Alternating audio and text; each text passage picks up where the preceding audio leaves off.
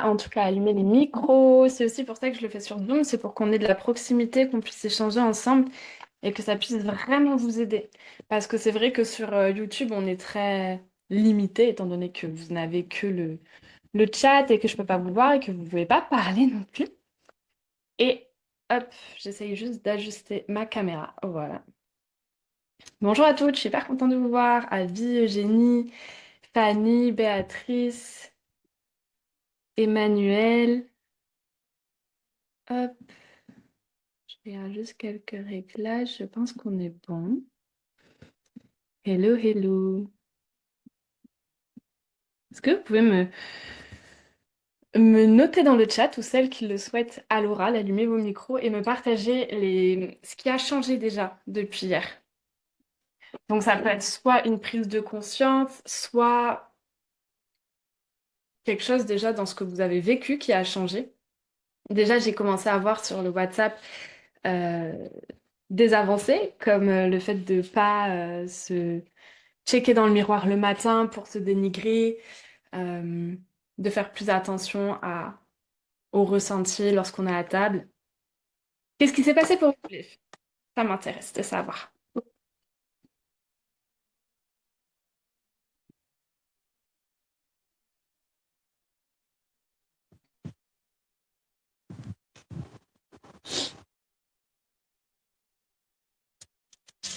Emmanuel, tu as allumé ton micro, tu veux nous partager quelque chose?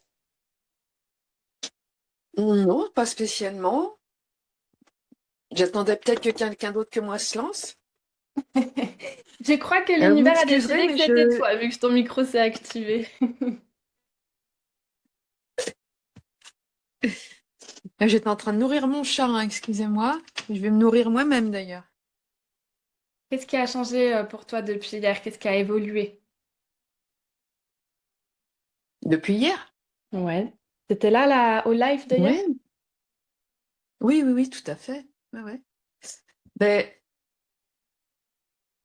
j'ai compris dans ce que tu nous as expliqué hier le mécanisme. Je pensais, je, je pensais certainement comme beaucoup de gens que c'était alors que c'est logique, mais que ça marche dans les deux sens. Voilà. Donc, tout un mode de pensée à revoir, puisque c'est mon mode de pensée qui influe sur mon comportement. Donc, c'est ce que Et j'en ai tiré d'hier. Je pose ouais. mon téléphone, hein, pardon, mais c'est un peu, dans, je dirais, c'est un peu dans les grandes lignes, quoi. C'est vraiment ce que j'ai retenu d'hier, avec bien évidemment la volonté de me regarder et d'agir différemment. Je ne sais pas si j'aurai toujours la pleine conscience de mes actes en fonction de comment on est ce jour-là quand on est dans une émotion ou quelque chose. On n'a pas forcément toujours le recul pour se dire attends, tu réagis, tu as envie de manger ci, tu as envie de manger ça. Pour qui, pourquoi? Ou tu as envie d'aller te coucher, de te mettre sous la couette. Pour qui, pourquoi?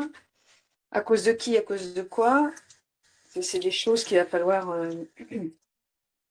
analyser.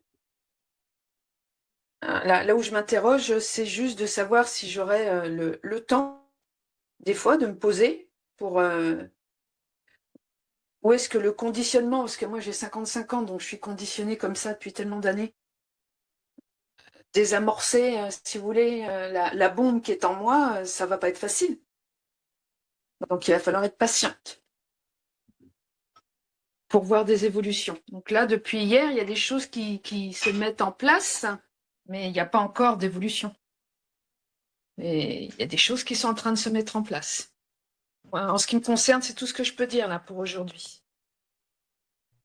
En Voilà. tout cas, c'est super parce que, mine de rien, j'essaye de m'asseoir et de me sentir confortable sur mon fauteuil. T'as pris conscience de quelque chose de très important et ça, pour tout le monde, c'est essentiel, c'est que votre mode de pensée influe sur vos comportements. Et c'est pour ça qu'il y a un gros, gros travail à faire au niveau des croyances. Parce que tant qu'il y a la croyance de le Nutella, ça fait grossir, tant qu'il y a la croyance que mon corps est gros et moche et mérite pas d'être montré, tant qu'il y a la croyance de si je me repose, je suis pas assez méritante pour l'amour, Ou tant qu'il y a la croyance de si je suis pas assez musclée, les gens vont me juger. Ou tant qu'il y a la croyance de il faut que je fasse tel poids pour mettre telle robe. Et on peut continuer comme ça longtemps.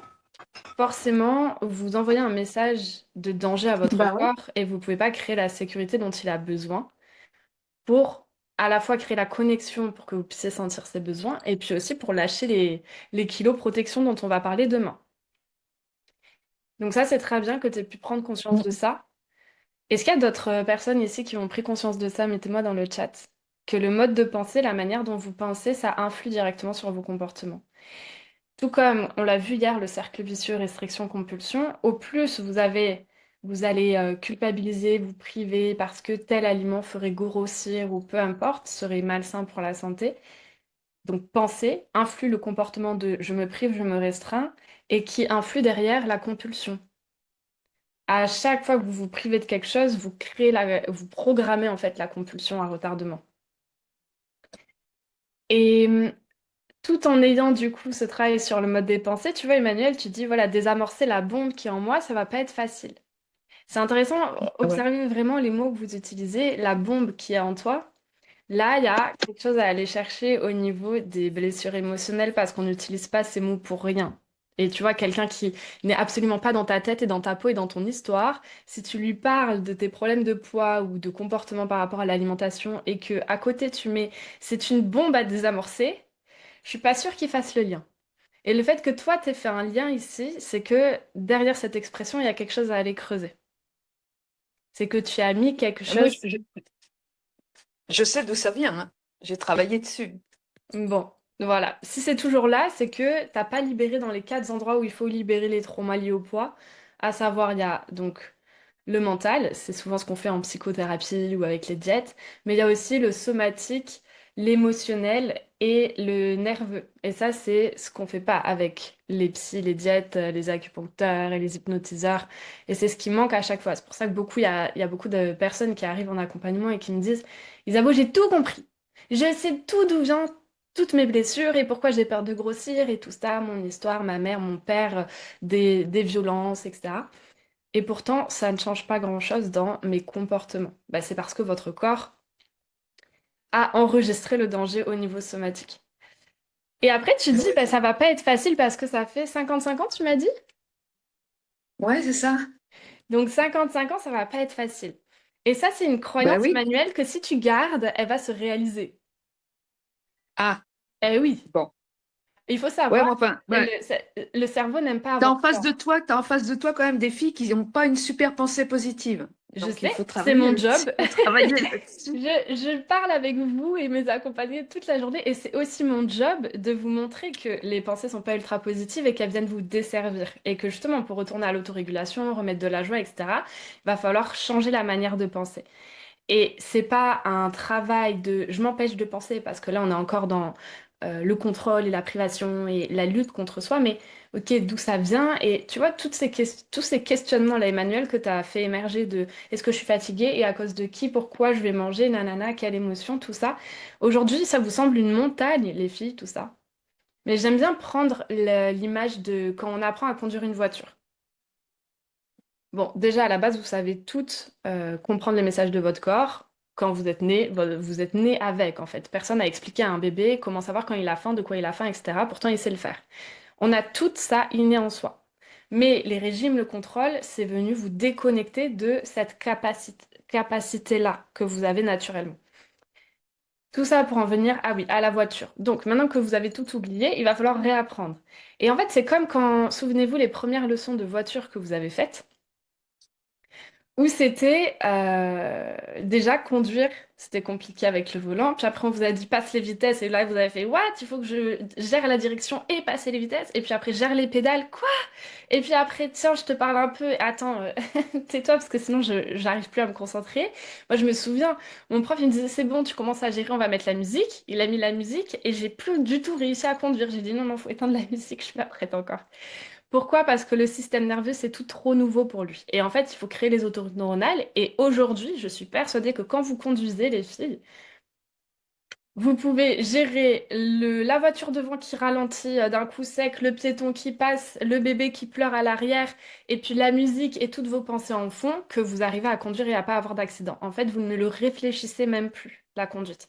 Vous n'êtes pas là, ah, il faut que je passe la première. Non, votre corps passe la première tout seul. Et en fait, c'est à ça que je vous invite à retourner, c'est à ces automatismes-là. Donc oui, au début, ça demande un apprentissage. Mais par contre, avec les bons outils, les bons dictionnaires, les bonnes pratiques, ça va super vite. Et c'est pas difficile. Comme apprendre à conduire en soi, c'est pas difficile. Alors oui, il y a certaines personnes qui vont avoir plus de mal que d'autres, et c'est aussi pour ça que c'est important de personnaliser les choses à chacune. Mais tout le monde arrive à conduire. Et à la fin, tout le monde conduit de manière automatique. Même les personnes qui ont le plus galéré, à la fin, elles conduisent. Donc voilà, merci Emmanuel pour ton partage. J'aime bien à chaque fois Merci. prendre vos histoires et rebondir. Et même si c'est pas 100% pour toi Emmanuel, ça va parler à plein de gens, ça va faire miroir, donc ça c'est chouette.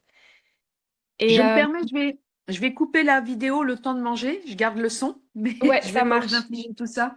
À tout à l'heure. Super. Euh, Oui, il y a vraiment cette croyance. Je vais beaucoup prendre des histoires pour que vous compreniez, ça parle plus que la théorie. J'avais une accompagnée qui avait 65 ans, s'appelait Anna, d'ailleurs, il y a son interview sur YouTube, et qui est justement arrivée à l'accompagnement avec cette croyance de non, mais moi, ça fait 45 ans que je suis dans les régimes, ça va être dur, ça va prendre des années, etc. Et en fait, comme je disais, commençais à dire tout à l'heure, votre cerveau n'aime pas avoir tort. Et ça aussi, en neurosciences, c'est prouvé. C'est-à-dire que votre cerveau, si vous lui dites euh, que ça va être dur, il va tout faire pour que ce soit dur. Votre cerveau n'aime pas avoir tort. Et c'est aussi pour ça que quand on est persuadé que tout le monde est méchant avec nous, on va percevoir le monde avec une paire de lunettes qui nous montre que tout le monde est méchant avec nous. Mais si on change notre croyance et qu'on se dit, OK, il y a des gens qui sont borderline, et puis en fait, la plupart des gens me veulent du bien, là, on commence à voir le monde différemment et le monde nous prouve différemment des choses. Et ça, c'est quelque chose, si vous l'avez jamais expérimenté, je vous invite à l'expérimenter, à vraiment essayer une croyance, de la changer et de voir comment le monde change en face de vous. Et finalement, c'est pas le monde qui change, c'est votre perception du monde qui change. Et c'est ça qu'on va beaucoup venir travailler dans The Queen, et que je vous invite là à travailler dans Queen's Body, c'est d'aller travailler ces croyances. En tout cas, déjà, première étape, d'aller les observer et de venir comprendre pourquoi elles sont là, de quoi elles vous protègent. Parce que si je reprends l'exemple que Emmanuel nous a gentiment donné, moi, ça fait hyper longtemps, ça va être pas facile. Et ça, on va le voir demain, notamment, les bénéfices cachés des kilos protection. La première question qui me vient, moi, c'est à quoi ça te sert de penser ça? Parce que j'aurais pu parler à une autre personne qui me dit, alors moi, ça fait 60 ans et j'en ai ras la casquette et pas un mois de plus. Moi, je suis déterminée et je suis sûre que je vais y arriver, etc. C'est deux mêmes situations, mais deux mindsets différents. Un mindset de non, mais ça va être difficile, ça fait longtemps que je traîne ça. Et un mindset de je vais tout faire pour y arriver et je le veux en fait. Vous savez déjà qui c'est qui va y arriver facilement et qui c'est qui va plus galérer. Intuitivement, on le sent dans l'énergie déjà. Et aussi, cette personne-là, elle a fait la paix avec les conséquences de ses actions. Alors que la personne qui dit non mais ça va pas être facile, en fait, c'est une excuse que je mets entre guillemets que le cerveau crée pour se protéger. C'est une protection. C'est une pensée protection.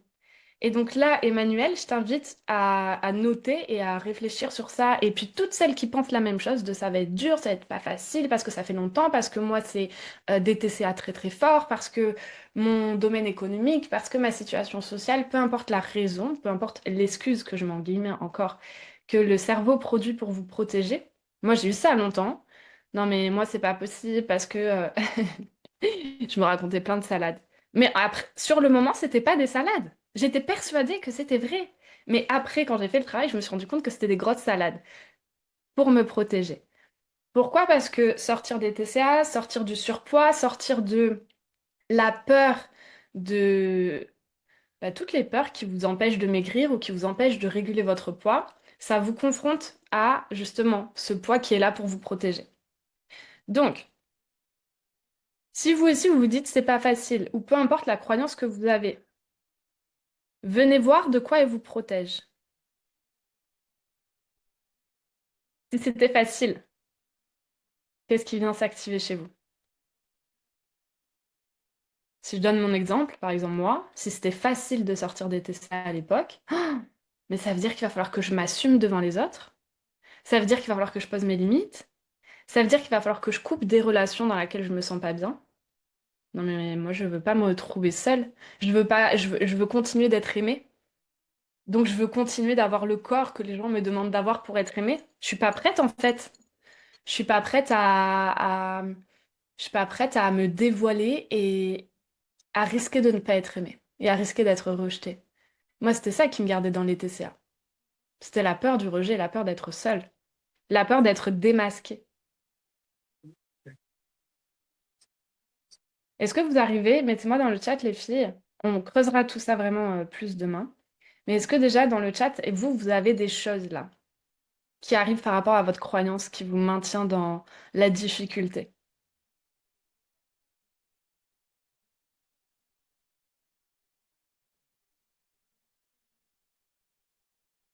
C'est quoi l'avantage à penser que ça va être un chemin difficile?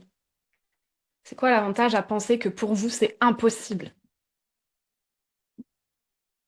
C'est quoi l'avantage pour vous d'échouer? Voilà, il y a la peur d'échouer. Ouais, ok. Mais du coup, c'est différent. C'est quoi l'avantage d'échouer? C'est quoi le risque de réussir? Très bonne question, celle-là aussi. Si tu réussis à autoréguler ton poids, qu'est-ce que ton corps a intégré que tu risques? Et là, il faut vraiment différencier la partie mentale qui va venir tout rationaliser et dire je risque d'être agressé si je maigris, par exemple. Et la partie mentale qui va dire mais n'importe quoi. Mais le corps, lui, s'il a une mémoire d'agression avec et qu'il a associé ça à un poids, on va dire normal, sain, bah, votre corps, lui, il croit que s'il maigrit, il va être agressé. Donc, il va tout faire pour pas maigrir. Et j'avais une accompagnée comme ça. Pareil, il y a un témoignage sur YouTube si vous voulez aller le voir. C'est Émilie qui me disait, je sens l'autorégulation, je sens tout, Isabeau, j'ai fini tout ton accompagnement et tout, mais je sens, mais mon poids ne descend pas, mon poids bloque. On est allé voir au niveau justement de, ok,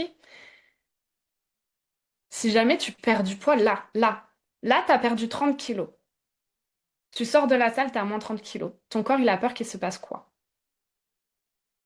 T'as peur de revivre quoi? Et là, elle fond en larmes.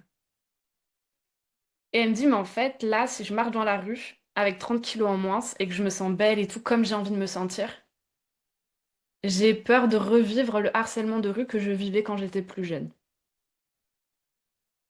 Et à la suite de la séance, elle a perdu 14 centimètres dans les semaines qui ont suivi, sans rien changer à l'alimentation, sans rien changer au sport, etc. Parce qu'on est venu écouter le corps, sa peur, et qu'on est venu la libérer, remettre de la vérité. C'est pas parce que tu maigris que tu vas revivre du harcèlement de rue. Et puis aujourd'hui, tu as la capacité de te sécuriser par rapport à du harcèlement de rue si jamais tu en revis. Et c'est là la différence entre le mental et le corps. Votre mental, il comprend, il fait des suppositions, il rationalise et tout, mais votre corps, si vous l'avez jamais écouté, lui aussi, il a des peurs, lui aussi, il a des émotions. Lui aussi, il a envie de trucs et pas envie de trucs. Et c'est ça qu'il faut aller chercher.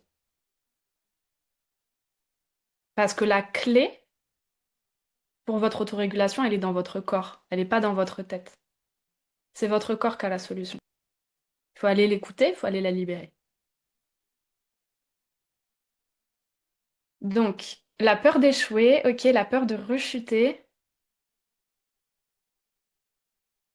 J'ai jamais compris ce genre de questions. Je ne vois que des bénéfices à maigrir et des inconvénients à rester dans ma situation.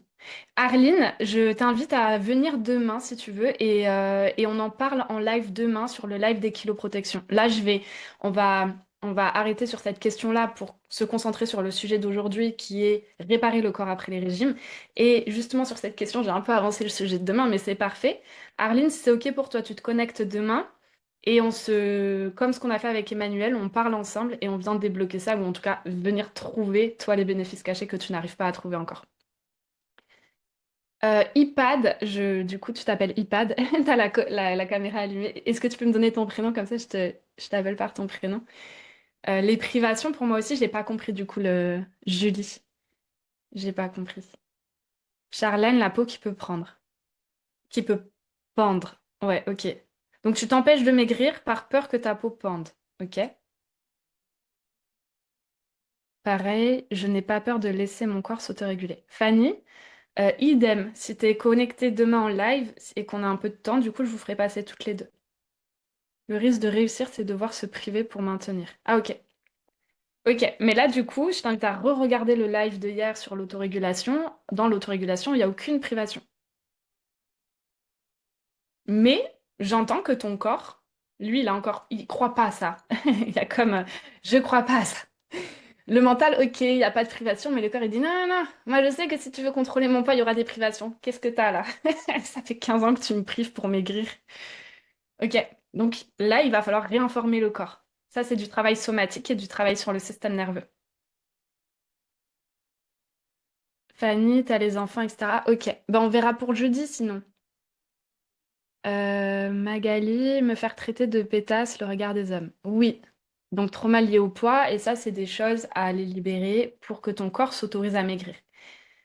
Car j'étais plus mince et je me privais. Ouais, ok. Ok, les filles. Donc vous voyez que votre corps, il n'a pas besoin d'un régime là. Votre corps, il a besoin d'être sécurisé et apaisé sur tous ses bénéfices cachés à maigrir. À ne pas maigrir, justement. Donc toutes les peurs de maigrir. Parce qu'il y a la peur de grossir, mais il y a aussi beaucoup, et personne n'en parle, la peur de maigrir. Et là, on est en plein dedans. Ok, aujourd'hui les filles, on va parler donc de comment réparer le corps après les régimes.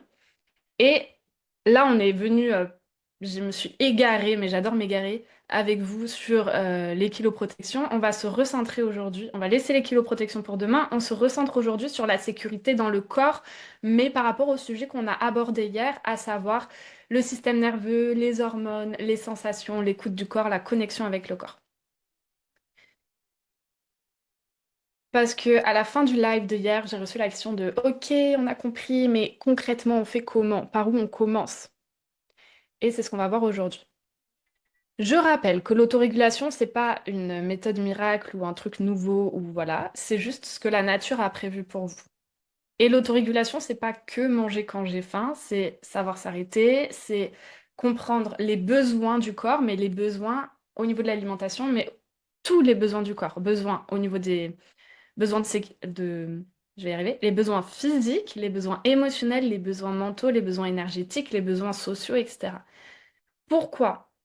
Parce que quand vous dites oui, oui, je vais prendre le dossier à votre collègue là, alors que vous êtes débordé de travail, vous êtes épuisé au bord du burn-out, mais que vous prenez quand même les dossiers au bureau, et ben c'est vous qui mangez la tablette de chocolat le soir pour vous dire ah pourquoi j'ai dit oui, ah je vais me venger, ah encore du travail, ah j'en peux plus. Et en fait c'est pour ça que l'autorégulation c'est tous les sujets de votre vie. Parce que dire oui alors que vous pensez non, toujours vous faire passer en dernière, ne pas vous habiller comme vous avez envie de vous habiller, tout ça, ça influe sur votre émotionnel. Et aujourd'hui, votre émotionnel, vous le fuyez ou vous le compensez ou vous l'apaisez avec la nourriture. Donc, rappelle aussi que le corps sait manger, il sait quand s'arrêter, il sait quand dormir, il sait quand se réveiller, il sait quand ralentir, il sait quand aller bouger et faire du sport à haute intensité, et il sait aussi quand bouger mais tranquille, il sait quand pleurer, il sait quand danser, il sait quand jouer, il sait quand récupérer de l'énergie. Tout ça, votre corps, il vous envoie des signaux toute la journée pour ça. Maintenant, soit vous êtes dissocié, du coup, vous les entendez même pas parce que vous voulez rien ressentir, soit vous les ressentez mais vous ne les comprenez pas, soit vous les ressentez, vous les comprenez mais vous n'y répondez pas, ou alors vous y répondez mais de la mauvaise façon, par exemple en mangeant ou en faisant autre chose, genre je suis fatiguée, au lieu de prendre 3 respirations pour me reposer et me recharger, je vais prendre un café. C'est un exemple parmi tant d'autres. Tout ça, on va le voir au live 4 sur vraiment les sensations et les émotions. Le problème aujourd'hui que vous avez, les filles, c'est pas que votre corps ne sait plus s'autoréguler. Si vous êtes en vie, c'est que votre corps s'autorégule. Quand il n'y a plus d'autorégulation, le corps meurt. Parce que, je rappelle, l'autorégulation, c'est maintenir l'équilibre. Aujourd'hui, si votre corps il vous demande ça en nourriture, c'est parce que vous lui donnez ça. Donc, l'équilibre, il est là. Vous lui donnez ça, il demande ça pour récupérer cet équilibre. Votre corps, le jour où vous lui donnerez ça, il vous demandera ça. Et ça, vous l'avez déjà vécu quand vous avez, par exemple, à Noël ou dans des repas de fête, vous mangez énormément, et en fait, le lendemain, vous n'avez pas faim le matin, par exemple.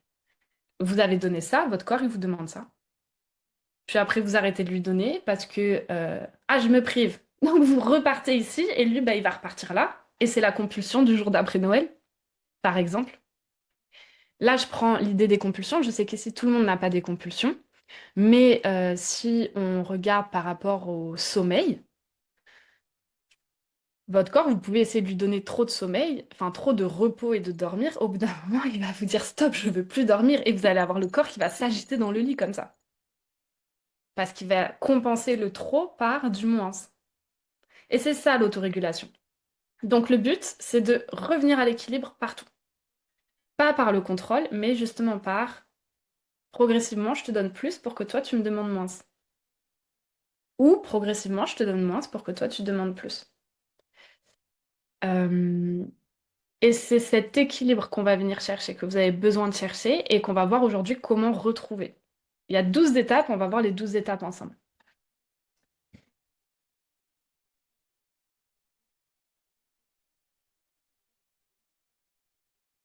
Ok.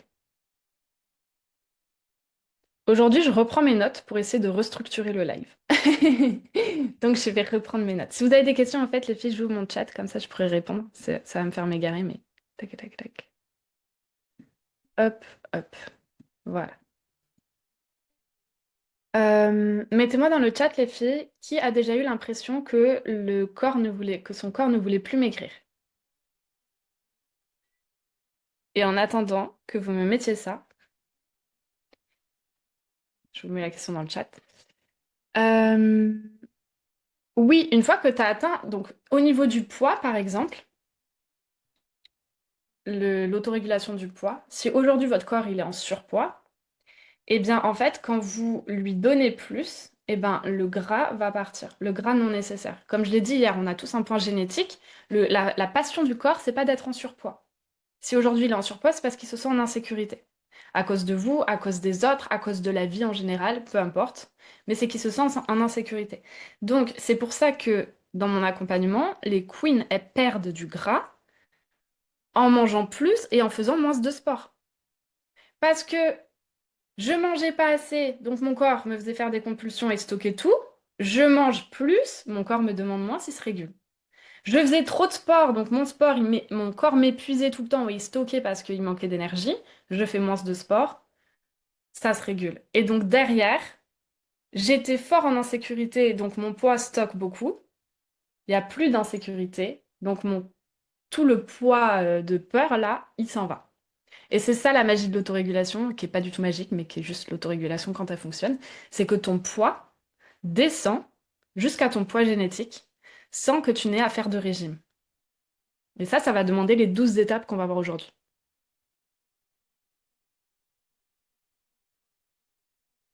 Je maigris, mais je reprends immédiatement. Ça, c'est pas du...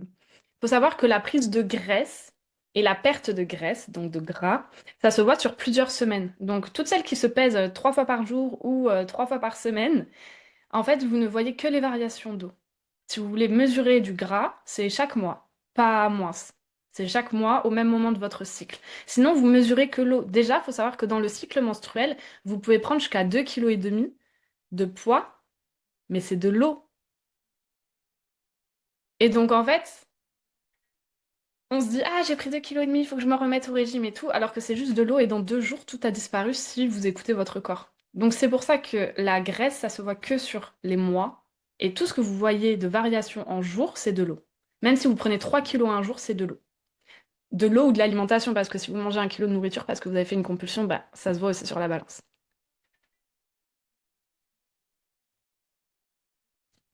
Moi, je vais mettre des mois avec difficulté à perdre 4 kilos et reprendre 2 en quelques jours. Ouais, ça c'est typique des corps en mode survie. Et encore une fois, si tu reprends 2 kilos en quelques jours, c'est de l'eau. Et si tu mets des mois à perdre 4 kilos, c'est ton corps qui résiste à la perte de poids, tout simplement.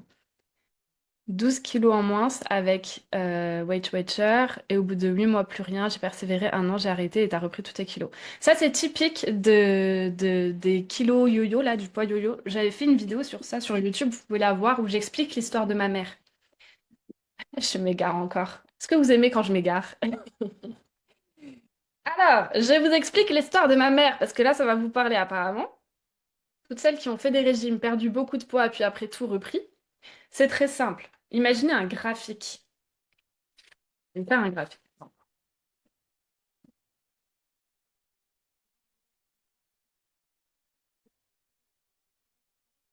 Redmi Note, moi j'adore et j'ai l'habitude. Bon, du coup, j'ai pas ton prénom, donc je sais pas qui tu es, mais tu devais être une queen. Donc, vous êtes là en poids, vous descendez, vous stabilisez, vous remontez. C'est Muriel. Ah, salut Muriel. Alors, du coup, vous êtes ici. On va dire, je prends un poids au pif. 70 kilos.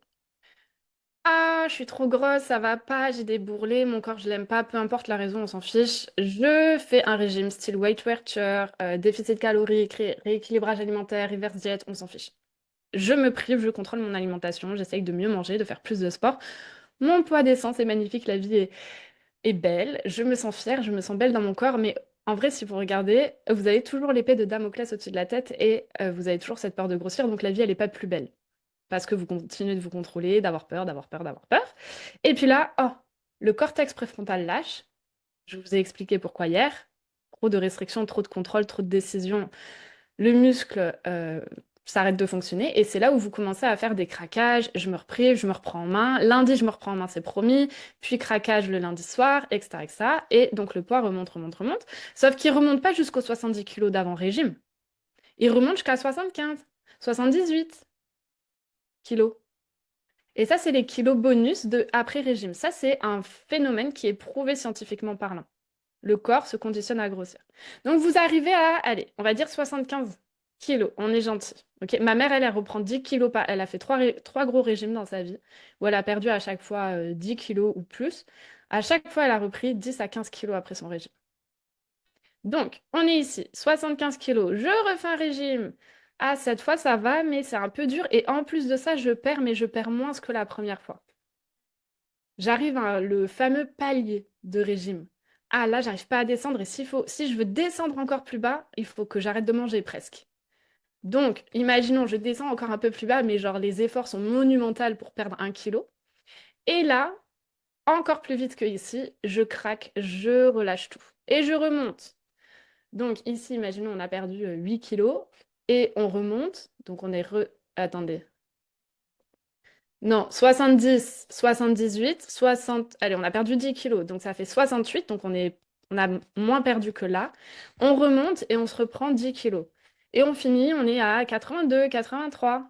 Et puis après, on dit, ah, recette miracle, en 3 mois, perdre 15 kilos pour l'été, body summer, Instagram, vas-y, souscris maintenant, promo de à moins 500 euros. C'est la recette miracle pour tout le monde, avec des photos avant, après, regarde comment c'est magique. Et tu refais la même chose, sauf que tu reprends encore plus de poids à la fin.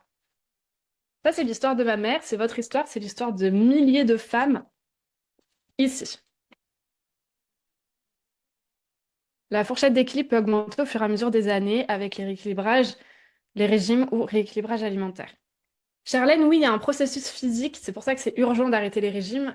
C'est un processus qui est aussi lié à la génétique, donc il y a des personnes, le processus va être beaucoup plus important et d'autres quasi inexistants, qui fait que au plus tu fais des régimes, au plus ton corps, dans les mécanismes pour survivre, il crée des cellules adipeuses, donc qui stockent le gras, et puis il les modifie aussi un peu pour qu'elles résistent à la perte de poids et qu'elles accueillent du gras beaucoup plus facilement. Ce qui fait que après, ça fait que corporellement, ça devient encore plus dur de perdre du poids si on est toujours dans un corps qui est stressé et conditionné à grossir. Donc c'est pour ça que ça devient urgent d'arrêter de se priver, de se contrôler, de pas assez manger, parce qu'en fait, c'est tout votre corps au niveau même cellulaire qui s'organise pour stocker du gras. Fanny, j'ai arrêté de me restreindre et pourtant je n'ai pas l'impression que je perds du poids, j'ai même l'impression du contraire, car je ne me pèse plus depuis presque un an. Bah, si, du coup, je t'invite à revoir le live de hier si jamais. Mais si ton corps s'est conditionné à grossir, qu'il a toujours peur de manquer, etc., même si tu te restreins pas, somatiquement parlant, lui, c'est de l'insécurité de perdre du poids. Donc là, il faut aller chercher où est-ce que ça bloque dans les 12 étapes, où est-ce que ton corps bloque la perte de poids pour retourner à ton poids génétique. Alors, Moabana, régime protéiné, j'ai perdu 15 kilos, 10 kilos en quelques mois, plus... D'ailleurs, je vais y arriver. J'ai perdu 10 kilos en quelques mois, puis grossesse, 10 kilos en plus. J'ai accouché il y a 13 mois et je ne perds plus rien malgré un peu de sport et en faisant attention aux quantités que je mange et j'ai l'impression de gonfler. Oui, bah gonfler, la rétention d'eau, ça fait partie des signaux, on l'a vu hier, d'un corps qui se conditionne à grossir. Alors, en plus, il y a la grossesse, le postpartum qui vient se mettre au milieu. C'est des moments très éprouvants pour le corps d'une femme où le corps a besoin d'énormément d'énergie. J'ai pas les chiffres en tête, mais imaginons que d'habitude vous avez besoin de 2000 calories. Votre corps a besoin de 2000 calories par jour, imaginons. Pendant la grossesse, il va avoir besoin de 2005-3000. Et si toi, pendant ta grossesse ou même pendant le postpartum, où les besoins sont similaires si tu allaites, etc. Même si pendant ta grossesse, enfin, imagine que pendant ta grossesse, oh là là, je veux pas trop grossir, nanana, et après le postpartum, vite, il faut que je maigrisse, et que ton besoin est à 3000, mais toi, tu commences à manger 1005 parce que t'as pas compris que tes besoins étaient à 3000, personne te l'a dit, et que tu te dis, ah, moi, d'habitude, c'est 2000, du coup, là, j'ai mangé 1005, en fait, tu lui donnes la moitié de ce dont il a besoin. Et donc, tu le conditionnes, mais fois 1000 à grossir et à surtout pas maigrir, dans un moment où le corps est déjà épuisé, qu'il est en train de se reconstituer à l'intérieur, etc. Donc là aussi, les régimes post-grossesse, il n'y a rien de pire. Rien de pire.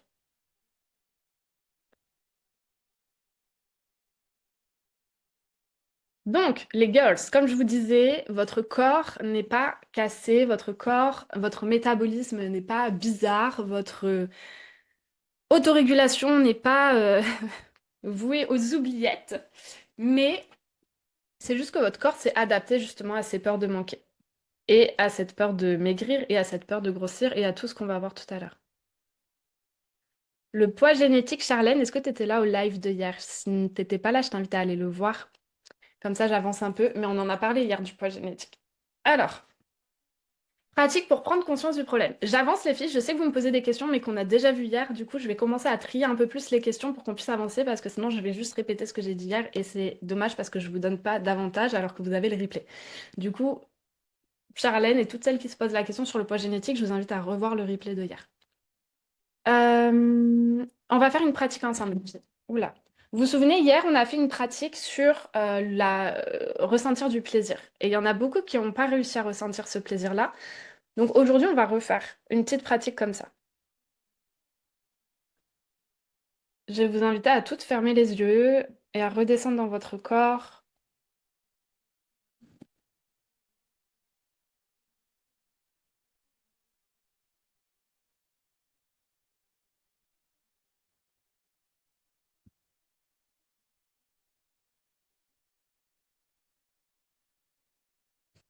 Hmm. Un peu comme dans la pratique que je vous ai envoyée hier, autorisez-vous à soupirer.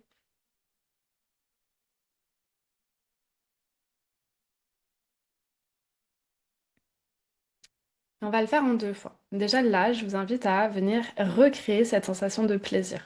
Comme ça, celles qui n'ont pas été là hier, vous pouvez voir où vous en êtes un petit peu. Et celles qui étaient là hier, vous pouvez comparer avec aujourd'hui. Est-ce que c'est plus simple? Est-ce que c'est plus dur? Est-ce que le chemin se fait plus facilement?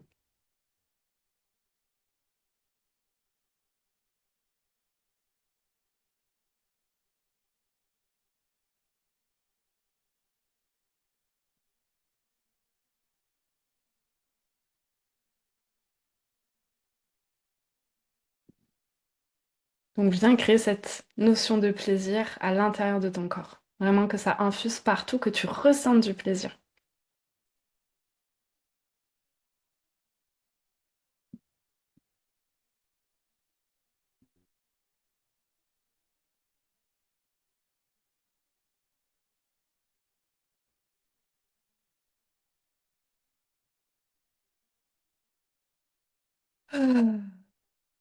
Ok.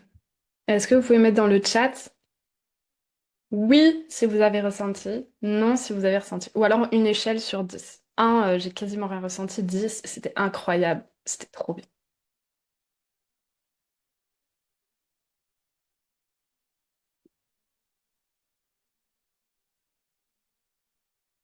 Les replays, ils vont être disponibles jusqu'à la fin, jusqu'à la clôture de The Queen. Et on a dit que The Queen, ça allait clôturer le 25. Donc ils sont disponibles jusqu'au 25 juin. Gêne au niveau du plexus. Rien, 6, 5, 3, mieux qu'hier. Ok, trop bien. 1, 3, 4. Ok, donc pas ouf quand même les résultats. Maintenant, on va se reconnecter. J'arrive pas à faire tenir mon ordi. On va se reconnecter au corps, les filles. On va juste... Hop. On va essayer d'apporter un peu plus de sécurité au corps. Là, avec cette pratique aujourd'hui, je veux vous montrer que mettre de la sécurité dans le corps, c'est pas très compliqué. Il suffit d'avoir les bons outils et que ça change énormément de choses sur votre connexion au corps. Si vous arrivez à créer du plaisir à l'intérieur de vous, c'est que vous arrivez à vous connecter à votre corps, à lui dire ressens du plaisir et à ressentir le plaisir. Donc tout le travail qu'on veut pour après comprendre les signaux de faim, comprendre les signaux de satiété, de rassasiement, etc. Donc on revient. Et là, je vais vous inviter à faire les mouvements dont votre corps a besoin. Hmm. Là, il y a des gens qui disent, ah, mais comment je fais pour faire les mouvements dont mon corps a besoin? J'ai aucune idée de ce dont il a besoin. Faites des trucs. Même si vous savez pas quoi faire, faites des trucs. Et puis, pour celles qui arrivent à savoir de quoi le corps a besoin, faites-le. Donc ça peut être s'étirer, ça peut être se shaker, donc se secouer. Ça peut faire des grimaces, ça peut être se masser, ça peut être faire un câlin et se caresser. Ça peut faire être des bruits.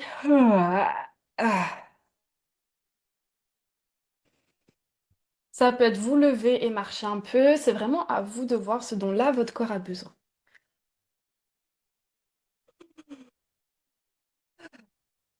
Il faut savoir que quand on baille ou qu'on rote ou qu'on flatule, peu importe, c'est des marques du système nerveux qui est en train de se réguler. Donc toutes celles qui baillent, c'est parfait, vous êtes en train de réguler votre système nerveux en 15 secondes.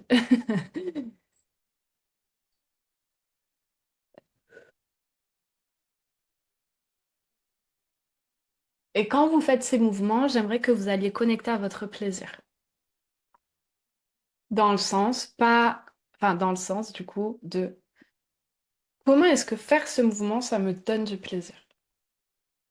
Et on est beaucoup, je fais du mouvement pour faire du sport, pour me faire suer, pour évacuer le gras. Et là, on bifurque de l'autre côté et c'est je fais un mouvement pour me faire du bien. Et je veux sentir le bien que ça me fait.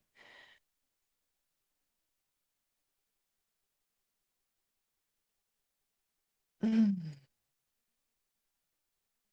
Ok. On revient dans l'immobilité, vous pouvez refermer les yeux. Et ici, on va prendre 3 respirations. À l'inspire, tu viens gonfler ton ventre. Et à l'expire, tu souffles comme dans une paille.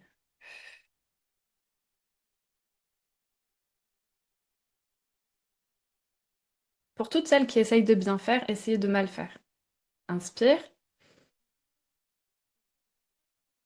Ah.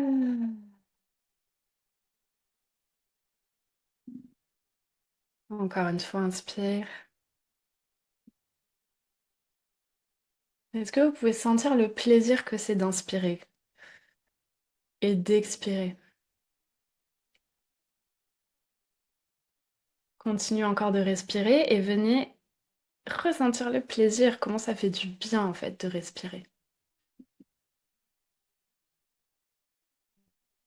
Si vous avez du mal à ressentir le plaisir dans ça, je vous invite à vider tout votre air jusqu'à ce que vous ayez plus rien et de le retenir le plus longtemps que vous pouvez. Vraiment, le plus longtemps. Comme si votre vie en dépendait.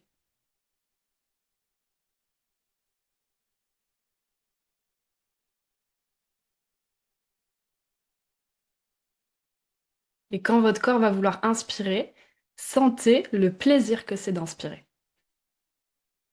Et sentez comment ça fait du bien d'inspirer.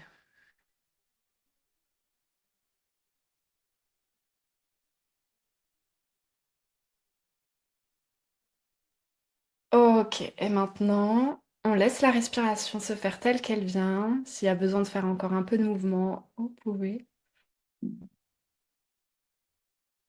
Ah. Revenez dans votre corps et on refait comme tout à l'heure. Est-ce qu'on peut ressentir du plaisir là? Hmm.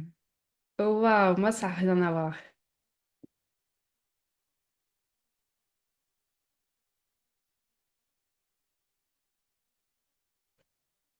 Si vous baillez, laissez-vous bailler, c'est que votre corps lâche et c'est ce qu'on cherche.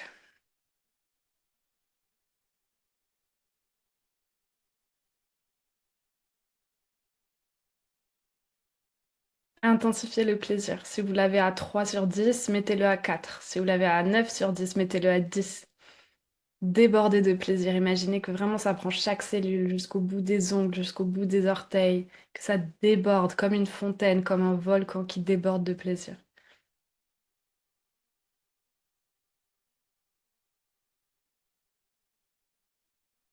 Et dans cet état-là, j'ai envie que vous vous posiez une question à vous et à votre corps.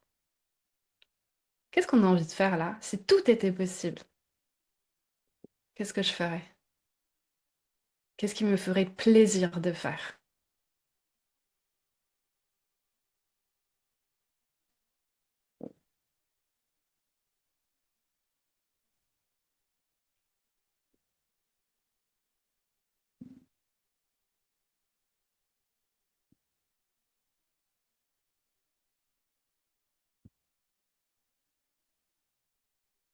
Ok, je vous invite à prendre une grande respiration,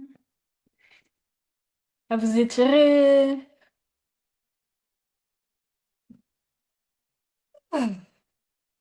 Même moi, ça m'a fait du bien.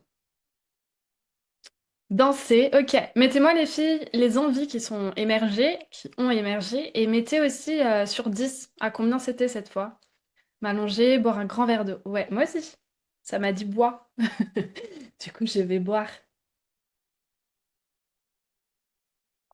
Magali, 2,5, ok. Et ben c'est vachement mieux que un. T'as doublé et demi. T'as fait un fois 1,5. C'est énorme. 6,5. Aller me poser au bord de la rivière et profiter de la nature et du soleil. Envie de me reposer. Là, vous avez les besoins de votre corps, les filles. Là, vous avez réussi à connecter avec votre corps. Votre corps vous a parlé, vous avez entendu. Envie de dormir, dormir. Vous voyez quand on dit que les personnes en surpoids, c'est celles qui manquent beaucoup de sommeil et qui ont beaucoup trop de stress, ça vient se confirmer. Quand vous écoutez votre corps, qu'est-ce qu'il vous dit? Me reposer, me poser au bord de la rivière, aller danser, dormir, dormir, dormir. C'est pas pour rien. Ces signaux-là, c'est pas des signaux de faiblesse, c'est pas des signaux de mon corps, il est pas aussi bien que les autres, etc. C'est juste que votre poids, c'est le reflet du manque de vous. 3, j'ai pas arrêté de bailler. Super! Moabana, ça veut dire que ça a fonctionné, ça veut dire que ton corps est réceptif, ça veut dire qu'avec les bons outils, le bon process, ça va aller très vite pour toi aussi. Moi, ça m'a fait dormir. Non, ça m'a dit dormir et après, au non, être sur un matelas sur l'eau. Salut Isabeau, on va se coucher. Salut les filles. C'est pour ça que je fais plus les masterclass le soir, parce qu'après tout le monde, bah après si tout le monde dort super bien après mes masterclass le soir en vrai. Mais bon, là vous allez pouvoir continuer votre, allez vous coucher, allez me coucher, etc. Ouais, ça fait 7 ans que je fais des insomnies. Très en lien avec le corps conditionné à grossir. Il n'y a pas que ça. Je dis pas que l'autorégulation, ça va sauver tous vos problèmes de vie. Cependant, comme ça vient réguler toutes les sphères de votre vie, il y a tout qui s'améliore. Est-ce que tout se guérit? Peut-être pas, mais tout s'améliore, ça c'est sûr. Ok, les girls, maintenant que on est en mode vie, il y a vraiment le mode survie, là quand vous n'arrivez pas à ressentir le plaisir, et le mode vie, c'est quand vous arrivez à vous connecter à ce plaisir, quand vous arrivez à être dans ce mode vie, vous comprenez votre corps, vous ressentez ses signaux, vous pouvez communiquer avec lui, vous comprenez ses besoins.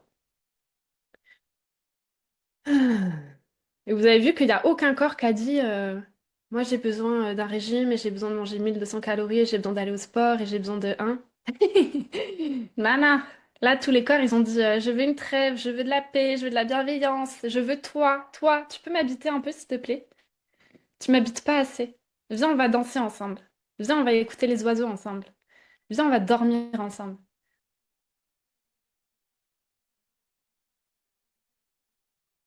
Là, je vous ai fait un exercice de rééducation. L'autorégulation, je vous l'ai dit, elle est toujours présente, elle est juste complètement foulée. Comme quand vous foulez une cheville, et ben après, pour marcher correctement, sans avoir mal, sans y penser, etc., vous faites des séances de kiné, il vous réapprend à marcher. Vraiment, moi, quand je me suis cassé les ligaments, pendant 3 semaines, j'ai réappris à marcher devant un miroir avec un monsieur qui me disait à côté, alors, le talon en premier, les orteils bien tendus, la cheville bien comme ça, et le genou, et la hanche pas comme ça, mais comme ça. Et genre, il a décortiqué tout mon corps pour me réapprendre à marcher. Pourtant, je sais marcher depuis ma naissance. Je me suis fait les ligaments, je me suis fait opérer, j'ai été immobilisée et il a fallu réapprendre à mon corps à marcher. Pourtant, il savait. Mais ça a cassé, ça s'est foulé, il a fallu rééduquer.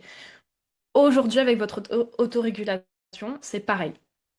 Vous saviez, vous saviez inconsciemment, comme moi je savais inconsciemment marcher, je me suis jamais posé la question de comment mon pied, ma hanche, mon genou quand je marche. Quelque chose, un événement, un régime, un truc, une chute a provoqué l'oubli du corps, immobilisation. Pendant des années, vous avez plus du tout stimulé votre autorégulation, donc vous avez perdu tous les réflexes, les mécanismes, le langage et tout. Comme moi, comme j'ai été immobilisée, j'ai perdu la marche. Et après, rééducation pour apprendre à marcher. Rééducation qui demande du travail, mais aujourd'hui, je marche sans réfléchir, je cours sur la plage et j'ai pas mal. Si j'avais pas fait de rééducation, je marcherais peut-être en boitant, peut-être pas, mais ce qui est sûr, c'est que j'aurais mal. Il y a énormément de gens qui se font mal rééduquer les chevilles, les genoux, etc. et qui ont mal toute leur vie. Peut-être que c'est pas un mal à prendre des Doliprane tous les jours, mais en tout cas, ils ont toujours de l'inconfort et des douleurs. Donc aujourd'hui, c'est vraiment ça que je veux que vous compreniez, c'est que vous avez besoin d'une rééducation pour recomprendre comment fonctionne, comment marche votre autorégulation, dans tous les détails, consciemment, pour que après ça puisse repartir sur le terrain inconscient.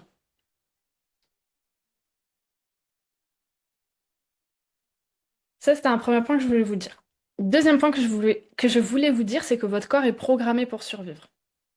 Comme je le disais hier pendant le live, le corps, il est resté bloqué à la préhistoire. Ok, lui, il n'a pas compris encore qu'il y avait abondance de nourriture, qu'il y avait les voitures et l'essence, qu'il y avait plus d'ours qui allaient nous manger et qu'on avait besoin de faire du feu pour se protéger.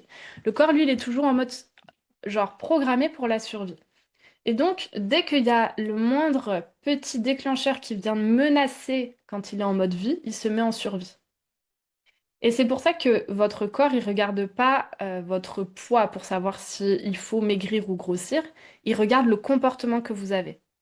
Il y a une blague que j'aime beaucoup, c'est un monsieur qui coupe du bois pour l'hiver, et puis il y a un étranger qui passe et qui dit: «Oh, beaucoup de bois, hiver froid.»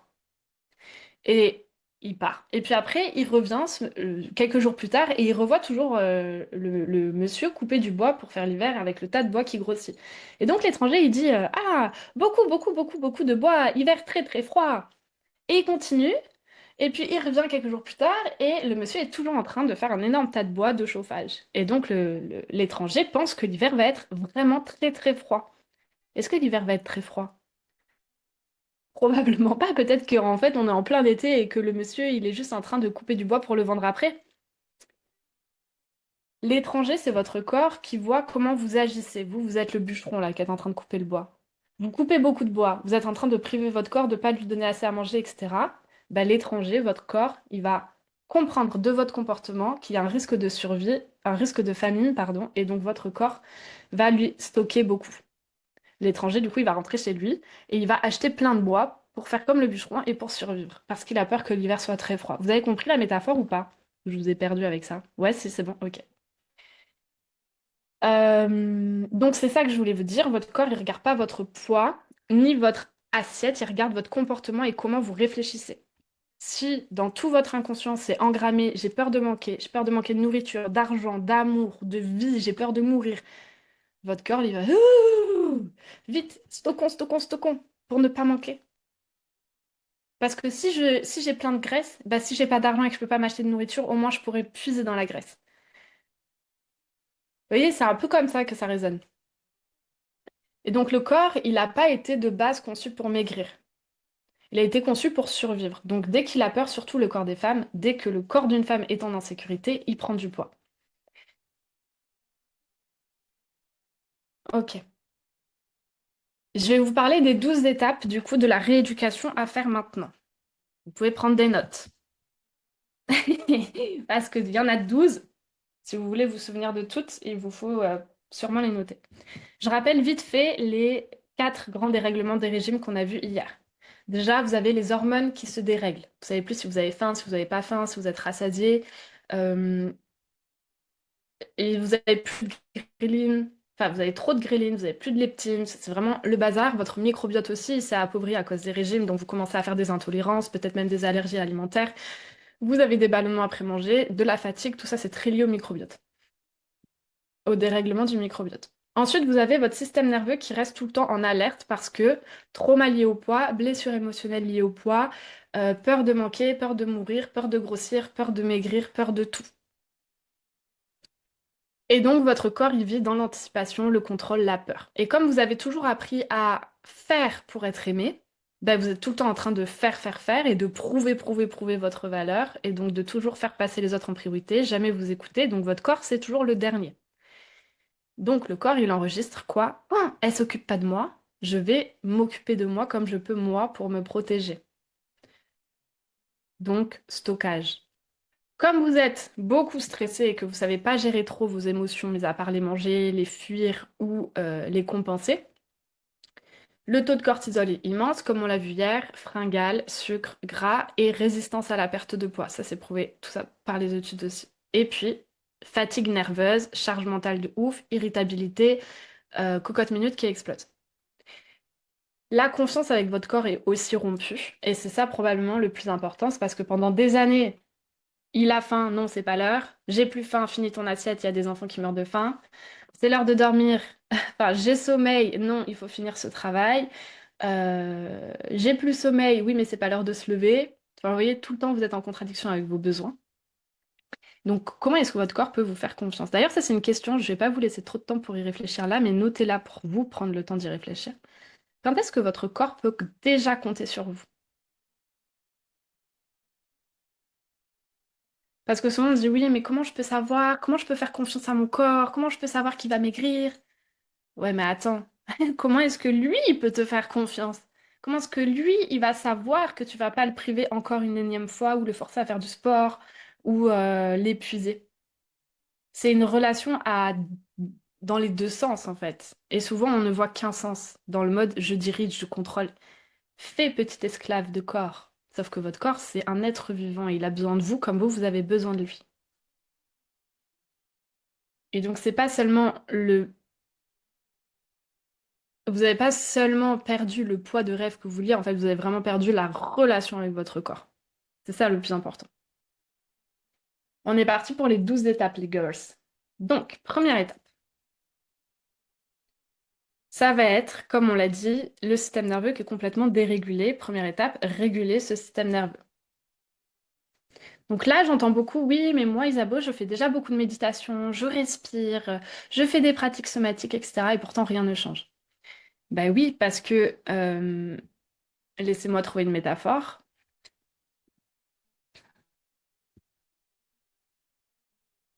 Tout le monde a besoin de manger, mais on va pas donner à manger la même chose à quelqu'un qui sort de koh et qui a jeûné pendant 30 jours et quelqu'un qui vient de passer 3 jours en repas de Noël. Oui, tout le monde a besoin de réguler son système nerveux, maintenant on le sait. Mais tout le monde n'a pas besoin de le réguler de la même manière. La méditation, c'est la pire des techniques pour réguler un système nerveux d'une personne anxieuse. 80% de mes clientes sont anxieuses. Peut-être que 80% des personnes qui sont ici sont anxieuses aussi. Si quelqu'un vous dit régule ton système nerveux, vous regardez sur ChatGPT, médite le matin 5, 10, 15 minutes, alors que vous êtes dans l'anxiété, ça va juste vous allez avoir l'impression d'être nul, de pas y arriver, d'être pourquoi moi ça marche pas, de encore vous sentir avec cette baisse d'estime de vous, je fais encore des efforts pour mettre en place des choses différentes, prendre soin de moi et ça marche pas. Et j'échoue encore. Et ça vient renforcer cette croyance de j'ai encore peur d'échouer parce que je ne fais que ça. Parce qu'en fait, vous faites pas les bonnes choses pour ce dont votre corps a besoin.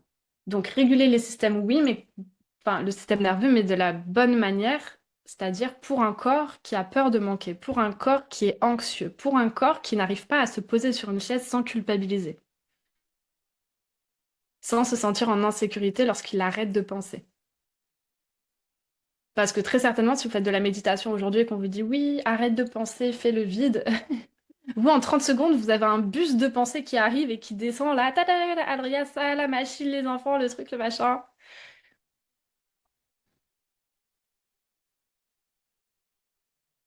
Le fait que que votre système nerveux soit dérégulé aujourd'hui, ça influe énormément sur votre digestion, sur votre sommeil, donc ça crée des ballonnements en transit et tout, ça crée les insomnies, les réveils à 2, 3, 4 heures du mat, ça crée les humeurs instables, ça crée toutes ces pensées envahissantes et justement l'anxiété.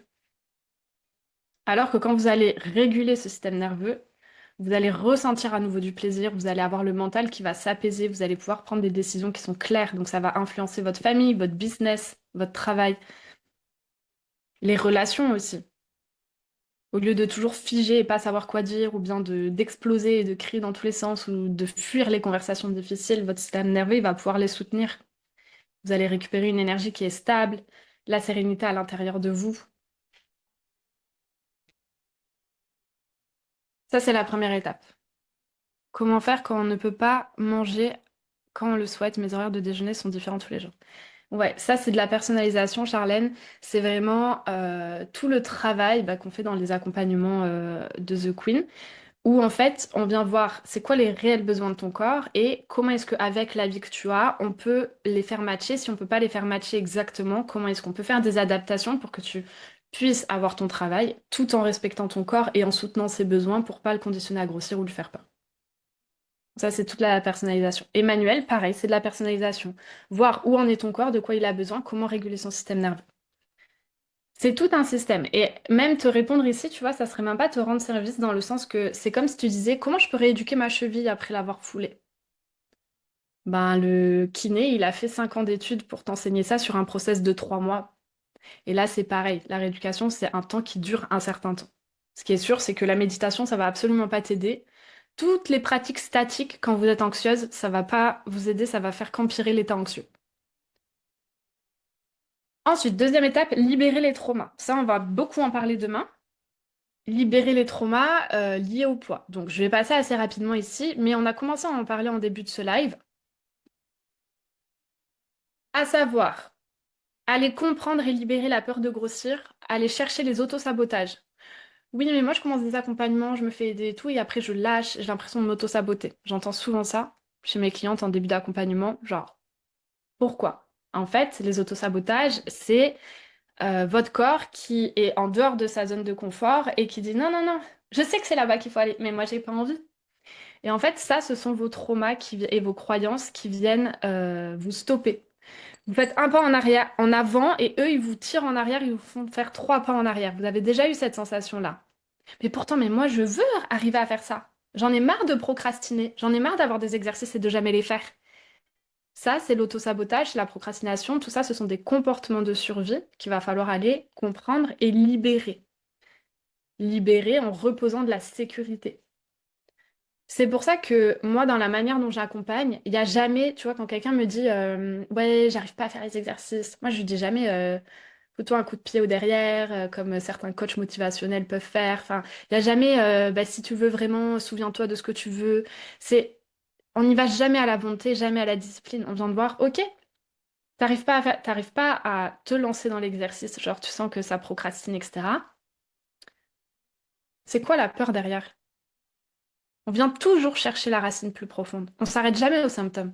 La procrastination, c'est un symptôme. L'autosabotage, c'est un symptôme. C'est pas un caractère, c'est pas un ah mais moi je suis comme ça. Non, c'est un comportement de survie que tu subis depuis trop d'années. Mais ça se règle. La peur du changement aussi. Il y a beaucoup de personnes qui me disent oui, mais moi sans les TCA, je sais plus qui je suis. Dans les profils anorexiques, il y a beaucoup ça, mais si je guéris, plus personne s'occupera de moi. En fait, rester malade, ça me permet que ma mère soit encore là, que les gens me demandent comment je vais, etc. Donc tout ça, c'est aller chercher les besoins qu'il y a. Parce que derrière la peur de grossir, souvent, il y a la peur d'être vue, la peur d'être rejetée, la peur d'être désirée, la peur d'être violentée, agressée, la peur de l'humiliation, la peur de ne pas être assez, la peur de l'abandon. C'est tout ça qu'il faut aller chercher. C'est tout ça qui fait que votre gras devient l'armure. J'avais une accompagnée qui... Je lui dis, oui, mais là, imagine, tu maigris demain et tout, qu'est-ce qui va changer à ton travail? Enfin, tu vois, qu'est-ce que tu as peur qui change à ton travail? Et là, elle a réalisé, parce qu'elle m'avait dit dans une séance précédente, elle me disait, je voulais faire un peu de n'importe comment l'histoire. Donc, Première séance, elle me dit oui à mon travail, j'en ai marre parce que en réunion, moi je suis l'une des plus élevées en poste, enfin en rang, je sais pas comment on dit en français. Bref, elle a un poste à responsabilité plus que les autres. Et, euh, et pendant les réunions, elle ose pas en fait, elle osait pas donner son avis, aller à contre-courant et exposer ses idées. Alors qu'il y avait des personnes moins bonnes qu'elle, avec des idées moins bien qu'elle selon elle, qui le faisaient. Et je lui disais, mais pourquoi tu le fais pas? Elle me dit, mais c'est parce que je me sens pas légitime dans mon corps. Je me sens en surpoids et je me sens pas belle. Et là, toutes les autres femmes, elles sont minces, elles sont en tailleur, jupe, elles sont maquillées, elles sont incroyables. Et genre, même si ce qu'elles disent, c'est pas ouf, ben moi, j'ai la solution et j'arrive pas à la donner parce que je me sens pas légitime. Et donc l'accompagnement avance, on travaille sur ça, etc. Et après, on va voir justement ces bénéfices cachés. Et je lui dis, bah alors, dans la réunion, qu'est-ce que tu as peur qui change si jamais tu maigris? Elle me dit, mais en fait, je pourrais plus me cacher derrière cette excuse. Parce que je réalise que mon surpoids, ça n'a rien à voir avec ma légitimité au travail. Mais si je maigris, j'aurai plus d'excuses pour rester muette pendant les réunions, dans mon esprit. Et vous voyez qu'en fait, il y a des choses qui nous semblent des réalités de ouf, genre je peux pas parce que je suis pas légitime à cause de mon poids. Et avec le travail de fond, on se rend compte qu'en fait, c'était notre protection, ce surpoids. Parce que sans lui, bah, j'ai plus d'excuses, entre guillemets, pour être vue. Donc, tant que vos schémas protecteurs, ils sont là, ils vous ramèneront toujours dans ce que vous connaissez. C'est aussi pour ça que c'est dur pour vous, pour moi avant, pour tout le monde, de se dire, OK, vas-y, j'y vais. Je veux aller dans, je veux me faire accompagner, je veux aller dans l'autorégulation, je veux le faire. Parce qu'en fait, la peur du changement, elle fait tellement peur. On a tellement un système nerveux qui est saturé, qui veut plus d'un rien d'infos, c'est bon, j'ai déjà tout fait, laissez-moi tranquille, machin. Que en fait, le refaire partir dans quelque chose, c'est un effort immense pour lui. Et ça, c'est aussi un schéma protecteur. C'est le figement. Ce que je dis, le lapin devant les phares.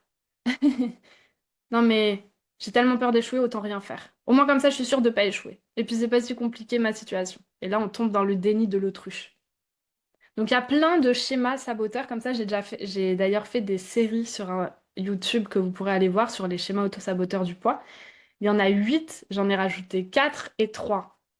Donc en tout, ça en fait plus de 15 que vous pouvez aller voir et qu'à chaque fois, voilà, qui sortent de ce que je vois avec mes clientes. Ça, c'était la deuxième étape. La troisième étape, ça va être de faire baisser le cortisol. On l'a vu.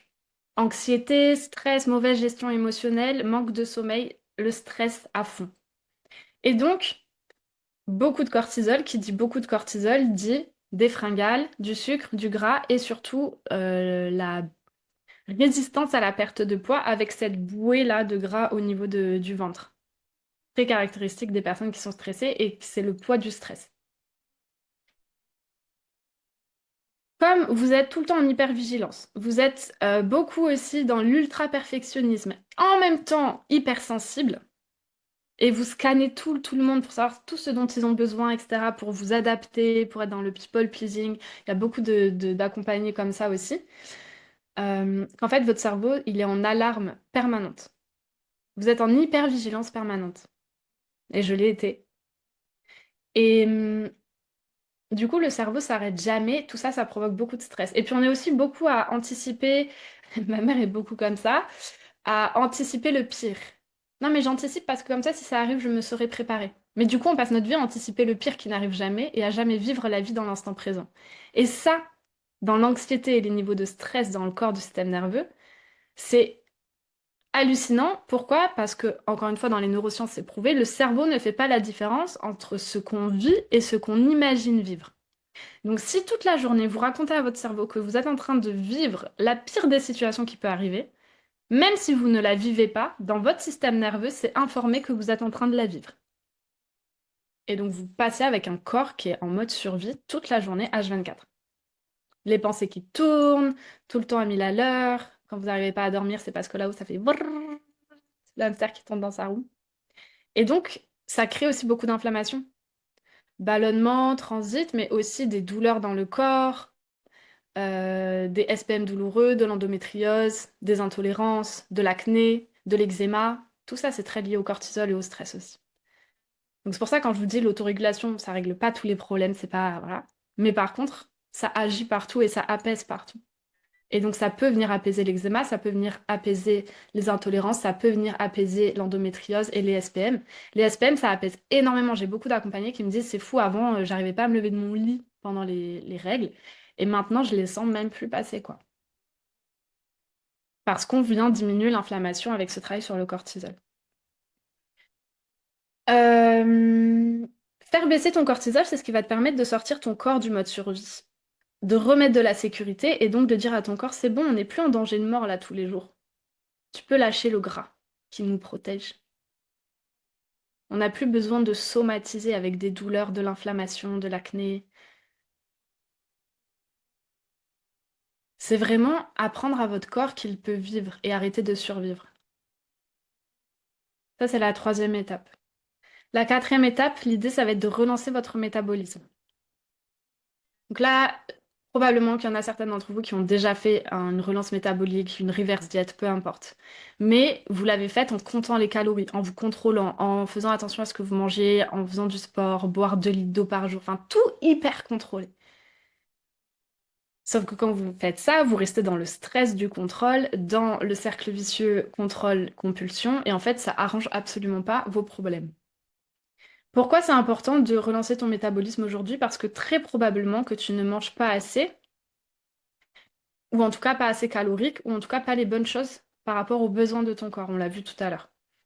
Et que très probablement, tout ton système, comme on l'a vu hier avec la métaphore du carburant pour celles qui sont allées voir la vidéo que j'ai mis dans le groupe, votre corps s'est mis à fonctionner au ralenti. Donc relancer le métabolisme, ça veut dire, hey, arrête de fonctionner au ralenti. Quand je te donne 2000 calories, arrête d'en stocker 500 pour en utiliser que 1500. Utilise les 2000 pour bien digérer, pour bien dormir, pour bien réfléchir, pour faire des beaux ongles, pour faire des bonnes règles, pour faire des beaux cheveux, pour faire une belle peau. C'est lui dire, utilise toute l'énergie que je te donne au lieu d'en utiliser le minimum là et de stocker tout le reste au cas où. Utilise tout pour faire tout fonctionner au max de ce que ça peut fonctionner. Une bonne digestion, un bon sommeil, une bonne régulation hormonale, plus d'énergie. Relancer ton métabolisme, ça va te donner une meilleure peau, cheveux, ongles, meilleure digestion, meilleur sommeil, meilleure énergie, meilleure stabilisation des humeurs et surtout lancer une perte de poids si jamais tu es au-dessus du poids, de ton poids génétique.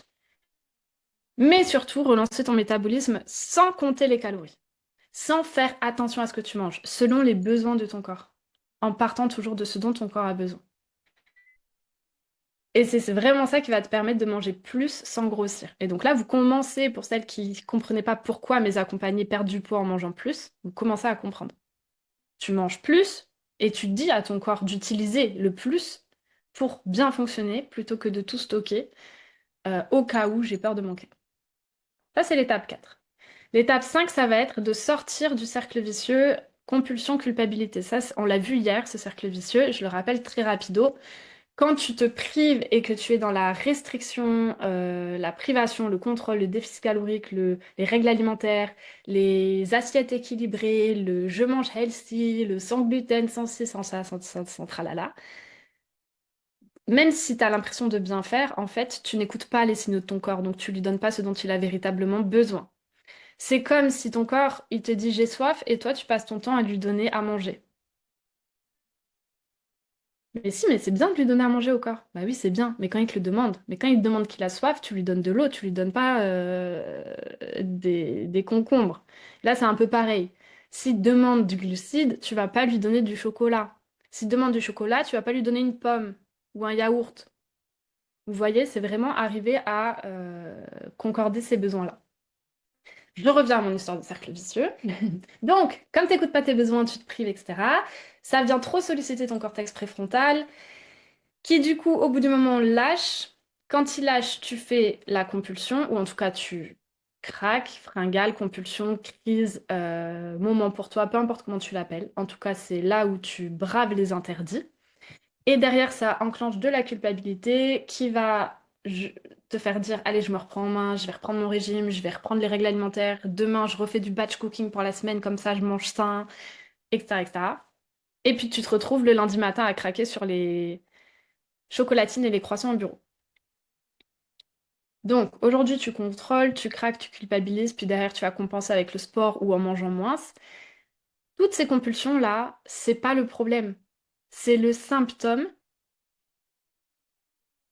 de toute la dérégulation plus profonde qu'il y a de ton corps. C'est le symptôme de ton contrôle, c'est le symptôme de ton système nerveux dérégulé, c'est le symptôme de tes hormones qui sont HS, c'est le symptôme de ton métabolisme ralenti qui veut manger plus pour stocker plus.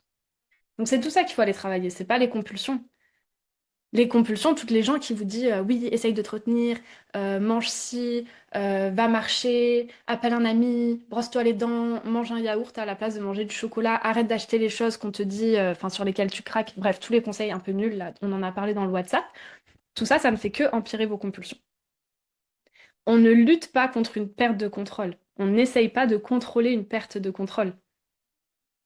Parce qu'on a perdu le contrôle, justement parce qu'on avait mis trop de contrôle. Donc si je remets du contrôle sur une perte de contrôle, bah forcément ça explose encore plus. Donc le travail ici, c'est d'identifier les déclencheurs. Pourquoi est-ce que je perds le contrôle? Pourquoi est-ce que là je mange au-delà de mes besoins? Pourquoi est-ce que là j'ai senti que je n'avais plus faim et pourtant je n'arrive pas à m'arrêter à table? Comprendre les déclencheurs, donc il y en a plus de 9. Et après, il faut savoir bah, comment éviter que la compulsion arrive, non pas à lutter contre elle quand elle est là, mais travailler en amont pour ne pas qu'elle soit là. Comprendre les besoins derrière et sortir de ce cercle vicieux. Ça veut dire que même si là, je vois que je mange au-delà de ma faim, mais je vais pas culpabiliser, je vais pas compenser derrière avec plus de sport ou en me restreignant au repas suivant. Ça arrive à tout le monde. Même moi, parfois, je mange au-delà de ma faim. Non pas parce que je perds le contrôle ou que j'ai pas réussi à m'arrêter, mais parce que parfois je me régale et waouh, c'est trop bon et j'ai envie d'en manger beaucoup parce que c'est trop ouf. Et donc oui, je mange au-delà de mes besoins corporels, mais c'est complètement OK. Demain, j'écoute les signaux de mon corps. Je lui ai donné ça, il va me demander ça. En fait, l'autorégulation, c'est ça. C'est pas manger tout le temps parfaitement selon les besoins de son corps, c'est j'écoute mon corps. Et puis si parfois je mange pas à ma faim parce que j'ai pas le temps, parce que j'ai pas ce que je veux dans mon frigo, parce que peu importe les raisons, donc je mange pas à ma faim, je mange en dessous. Ben, je sais que le repas d'après, il va me demander ça, enfin ça, et du coup je vais lui donner ça sans culpabiliser, sans peur de grossir, etc. C'est ça l'autorégulation. C'est pas quelque chose de figé, c'est je danse avec le mouvement de ma vie et avec les signaux de mon corps. Et donc, on arrive à l'étape 6 qui est réapprendre le langage de ton corps. Parce que tu ne peux pas faire ça si tu ne sais pas quand t'as faim, de quoi t'as faim, quelle texture, quelle couleur, quelle saveur, etc. Là, on rentre vraiment dans toutes les nuances de la connaissance des signaux, mais euh, ouais, je mets juste une nuance là. C'est pas hyper rigide l'autorégulation. Dans le sens, si là, je sens que j'ai envie de quelque chose de mousseux et de... Ah, comment je veux dire? Attendez. Là, j'ai envie de quelque chose de chaud et j'ai envie de glucides et j'ai envie d'une sauce réconfortante et là, j'arrive à faire l'état de tout ce dont mon corps a envie là et je peux pas me le faire. Est-ce que c'est grave? Non. Je note que j'ai envie de tout ça et que ça me ferait grave plaisir d'avoir tout ça. Si dans les prochains jours, je peux me cuisiner ça ou aller au resto pour manger ça, je vais le faire avec grand plaisir. Est-ce que mon corps va se mettre à grossir parce que je lui ai pas donné ça là? Non. Mais par contre, j'entends le besoin et j'essaye d'y répondre plus tard ou ou d'une autre manière. Vous voyez ou pas? Ça, tout ça, on le voit dans l'accompagnement. Quand je peux pas répondre à mon besoin immédiatement, comment faire pour pas stresser le corps? Tout un petit processus à faire qui est très simple, qui prend 3 minutes, pour éviter que ton corps se stresse en mode «Ah, tu m'écoutes pas, tu repars en régime!» Non, non, c'est juste que là, je suis sur la route et je peux pas manger, en fait, c'est tout. Calme-toi, je vais te nourrir après. Donc réapprendre le langage de ton corps dans les nuances. Donc là, on a beaucoup parlé de la faim, mais il y a aussi différencier la satiété du rassasiement. Les queens, elles arrivent maintenant à différencier à la bouchée près leur satiété et leur rassasiement. Vous pouvez vous entraîner à essayer de différencier ça. Déjà, la satiété et le rassasiement. Pour rappel, la satiété, c'est la sensation de non-faim, donc je n'ai plus faim. C'est-à-dire que j'ai répondu aux besoins corporels, physiques, caloriques de mon corps. J'ai faim, j'ai plus faim. Satiété. J'ai faim, mon corps a besoin de calories, de énergie physique. Quand il a eu sa dose de calories et d'énergie physique, il dit j'ai plus faim, satiété. J'ai envie de manger parce que ça me ferait plaisir de manger. Ça, c'est l'émotion, l'émotionnel. Je mange et quand je n'ai plus envie de manger, c'est du rassasiement. C'est ce qu'on appelle le rassasiement. Et donc, c'est je n'ai plus émotionnellement envie. Et donc, parfois, j'ai plus envie émotionnellement de manger des pâtes et pourtant, je sens que mon corps a encore faim. Mais souvent, c'est l'autre situation qui se passe. Souvent, c'est j'ai plus faim, mais j'ai encore envie d'un dessert. Je sens que mon corps, là, il a assez mangé, mais j'ai encore envie, là, de me faire plaisir avec un dessert. Et donc, comment faire pour faire matcher le rassasiement et la satiété? C'est tout le but. Comment faire pour que je n'ai plus faim au même moment que je n'ai plus envie de manger? Parce que si tout le temps j'atteins ma satiété mais j'ai pas atteint mon rassasiement, donc je n'ai plus faim mais j'ai encore envie de manger, et ben c'est toujours dans ces situations-là où on mange trop, dans le sens trop par rapport aux besoins caloriques du corps et que du coup on lui donne trop de calories et donc forcément après il la stocke. Est-ce que c'est clair pour vous, satiété, rassasiement, comment atteindre les deux en même temps, enfin en tout cas le but que ce soit ça? Et donc, dans le langage du corps, dans cette étape, il y a les sensations là de faim et tout, mais il y a aussi tous les autres besoins, besoin de repos, comment savoir avec précision, etc., la soif, le besoin de mouvement, arrêter de faire du sport pour... Ça, je vous en parle après, je m'arrête là. Et donc, il y a aussi tous les besoins émotionnels. Et c'est là où d'ailleurs, on arrive à l'étape 7, comprendre ses émotions et les traverser et les libérer. Parce qu'aujourd'hui, très certainement, comme moi avant, vous êtes en lutte contre vos émotions. Ah, je suis en colère, faut pas que je sois en colère. Ah, je suis en colère, mais là, qu'est-ce que j'en fais de cette colère? Ou alors, je ressens plus d'émotions parce qu'en fait, j'ai appris à m'en dissocier. Moi, petite, c'était interdit les émotions.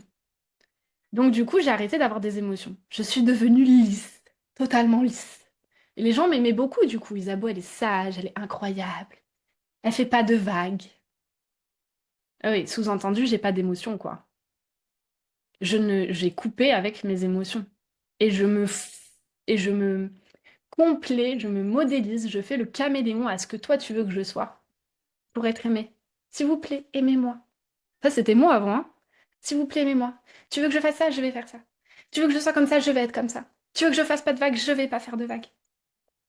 Mais si j'avais coupé de mes émotions, c'était aussi parce que je vivais de la violence dans ma famille quand j'étais petite, et enfin, même maintenant, mais enfin, bref. Là, je parle de quand j'étais petite. Euh, Personne ne m'a appris à traverser les émotions qui me traversaient quand je voyais la violence. Donc moi, c'était beaucoup trop à gérer pour moi. J'avais l'impression de mourir à l'intérieur de moi. J'ai pas envie de ressentir ça. Je coupe.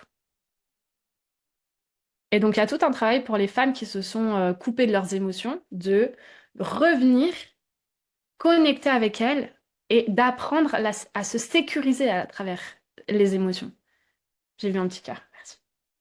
À se sécuriser à travers les émotions. Je suis en sécurité quand je ressens de la colère. Je suis en sécurité quand je ressens de la tristesse. Je suis en sécurité quand je ressens du désespoir. Ce n'est qu'une émotion. Elle est arrivée, elle m'apporte une information, elle va repartir quand j'aurai répondu à son besoin. Mais du coup, c'est quoi le besoin du désespoir? C'est quoi le besoin derrière la colère? C'est quoi le besoin derrière la joie? C'est quoi le besoin derrière la solitude? Et c'est tout ça le travail que vous avez besoin de faire. Comprendre le vrai besoin. Parce que derrière la colère, le vrai besoin, c'est rarement du chocolat. Alors oui, ça fait du bien, ça soulage. Et je dis pas qu'il faut pas manger de chocolat quand on est en colère. Par contre, ce que je dis, c'est que le chocolat ne résoudra pas la colère. Et donc, il y en a qui vont fumer pour pas ressentir. Il y en a qui vont boire pour compenser. Il y en a qui vont scroller jusqu'à minuit, peut-être vous aussi. Tout ça, ce sont des comportements évitants et compensatoires. Il y en a qui vont faire des jeux d'argent, il y en a qui vont utiliser la sexualité, et nous, bah, c'est la nourriture. Chacun a son comportement évitant. Il y en a, c'est la vitesse. J'ai rencontré quelqu'un, et justement, il était HPI, multipotentiel et tout, enfin bref, un peu comme moi, et du coup, je lui ai dit, souvent, quand on a ces profils-là, on a on a un comportement derrière, en tout cas quand on s'est construit, on a développé un comportement pour compenser justement tout ce qu'on n'arrivait pas à gérer parce que personne nous a appris à l'intérieur là, tout ce qui était trop intense. Et donc, de manière très vulnérable, au final, il m'a confié, donc moi je lui ai dit que c'était les TCA. Et il m'a confié que lui, c'était la vitesse. Il prend sa voiture et il roule à 150 à l'heure sur les routes de campagne, quoi. Parce qu'il me dit, tu vois, quand je roule, mon cerveau, il peut pas réfléchir. Parce que si je réfléchis, je suis mort. C'est de l'évitement et de la compensation. Comme nous avec la nourriture, comme d'autres avec l'alcool, la cigarette, les drogues, peu importe. Quand je vous dis que le but, c'est d'aller en profondeur, la solution là, à tous vos problèmes, au poids, à l'énergie, à compulsion, à j'aime pas mon corps, c'est pas un régime, c'est la profondeur de la connaissance de vous. Vous avez besoin d'apprendre à vous connaître. Je passe sur les émotions parce qu'on va en reparler jeudi. L'étape 8, bouger pour le plaisir et selon les besoins du corps. Donc, tout comme on vous a dit, oui, l'alimentation, il faut manger une assiette équilibrée avec la moitié de légumes, un quart de protéines et un quart de glucides, nanana, nanana, et que du coup, vous vous êtes complètement déconnecté de ce dont votre corps a besoin, ben là, vous avez besoin de faire le même travail avec le sport. Oui, il faut aller à la salle 3 fois par semaine, lever 100 kilos, et puis aller à la natation, et puis courir au moins une demi-heure par jour, et puis faire les 10 000 pas, et puis faire 300 calories. Oh mon Dieu, rien que de le dire, moi, ça m'active, là, ça m'énerve, je suis là, mais écoutez votre corps. Et donc, écoute les signaux de ton corps par rapport à ses besoins de mouvement. Et aussi dans le corps, dans le sport, pardon, il y a toute une notion à aller travailler sur la performance. J'avais une accompagnée, je vous donne un exemple, je sais que ça parle beaucoup les exemples. J'avais une accompagnée qui s'est rendue compte qu'en fait, à chaque fois qu'elle allait au sport, il fallait toujours qu'elle fasse mieux que la dernière fois. Elle avait pris conscience de ça, elle savait pas trop pourquoi. Donc on est allé creuser justement dans les traumas, etc. Et en fait, elle s'est rendue compte que quand elle était petite, elle n'était félicitée par son père et elle n'avait l'attention de son père que lorsqu'elle faisait mieux que ce qu'elle avait déjà fait. Notamment sur les notes à l'école, notamment sur bah, le sport, etc. Et donc, pour mériter l'amour, même si personne ne le voit à la salle de sport, je dois faire mieux que la fois précédente. Sinon, quand je sors de la salle de sport, je me sens nulle, je me sens une moins que rien, et je ne mérite pas qu'on m'aime. Donc, il y a beaucoup de choses aussi à travers le sport sur la performance, sur... Quand je vais à la salle de sport, tiens, j'avais une accompagnée qui disait ça aussi, j'ai honte de m'asseoir. Du coup, je m'assois pas. Parce que t'imagines à la salle de sport si je m'assois? On va dire, non mais quelle feignasse celle-là! Et donc, toutes ces croyances-là qui viennent vous... Non mais à la salle de sport, si je cours pas au moins à X kilomètres heure sur le tapis, mais qu'est-ce qu'ils vont dire les gens? Non mais moi, à la salle de sport, avec mon corps, je peux pas y aller. Les gens, ils vont croire que c'est une blague. Ça, c'est des choses que j'entends de chez mes accompagnés, hein. Mais moi, je peux pas faire du yoga, je suis en surpoids. Le yoga, c'est pour les gens minces. Pourtant, elle avait très envie de faire du yoga. Donc voilà, il y a toutes les croyances et puis il y a aussi les besoins du corps. De quoi tu as besoin là, mon corps? Est-ce que tu as besoin de plaisir? Est-ce que tu as besoin d'intensité? Est-ce que tu as besoin de beaucoup? Est-ce que tu as besoin d'un tout petit peu? Est-ce que tu as besoin de... Comment? Est-ce que tu as besoin de bouger, de t'étirer, de sauter, de courir, de nager? Voilà, aller se connecter à ça. Et il faut savoir aussi que trop de sport peut conditionner le corps à grossir. On en a parlé déjà hier. Je vous fais un rappel ici parce que c'est trop important. On vous dit fais plus de sport pour maigrir, mais en fait, si tu fais trop de sport par rapport à ce que tu donnes à ton corps à manger et par rapport à ce que tu lui donnes en récupération, ça le conditionne à grossir parce qu'il n'a pas assez d'énergie pour soutenir l'intensité. Et c'est pour ça que les sportifs de haut niveau, oui, ils font du sport à haute intensité, mais derrière, ils font de la récupération à haute intensité aussi. Et si vous voyez les assiettes et les encas et tout ce qu'ils mangent, vous hallucineriez. Hallucinerez. Bref, voilà. Parce que beaucoup de sports demandent beaucoup de nourriture et beaucoup de repos. C'est comme ça. Sinon, le corps ne tient pas. Sinon, on met le corps en mode survie. Donc, le but, quand je dis arrêter le sport, c'est pas enfin, que mes accompagnées maigrissent en mangeant plus et en arrêtant le sport. Oui, il y en a plein qui arrêtent le sport parce qu'elles font ça, parce qu'elles aiment pas. Et donc, elles se reconnectent à leurs besoins et leur corps bah, demande plus de l'activité physique que du sport vraiment à haute intensité. Mais par exemple, j'ai accompagné une militaire qui, elle, faisait beaucoup, beaucoup de sport dans le cadre de son métier. Et le but, c'était pas qu'elle arrête le sport. Par contre, le but, c'est qu'elle fasse le sport en sécurisant son corps. Donc, en apportant à son corps assez à manger par rapport au sport qu'elle fait et assez de repos. Et surtout qu'elle arrête à chaque fois qu'elle elle me disait, c'est fou, mais à chaque fois que je faisais du sport, du coup, au camp militaire, et ben, j'étais contente parce que je me disais que j'étais en train de compenser mon repas de midi ou mon petit écart de chocolat de cet après-midi. Et à la fin de l'accompagnement, elle me dit, c'est fou parce que maintenant j'ai récupéré le plaisir à courir. Je suis plus en train de me dire, ah, c'est cool, c'est pour compenser tel truc ou pour maigrir ou quoi. Là, juste, je prends du plaisir à courir et je kiffe ça. Donc voilà, c'est retrouver du plaisir à faire du sport et à bouger, ou à pas faire de sport, mais à faire de l'activité physique. Et ça aussi, il y a toute une nuance à aller apporter là-dedans.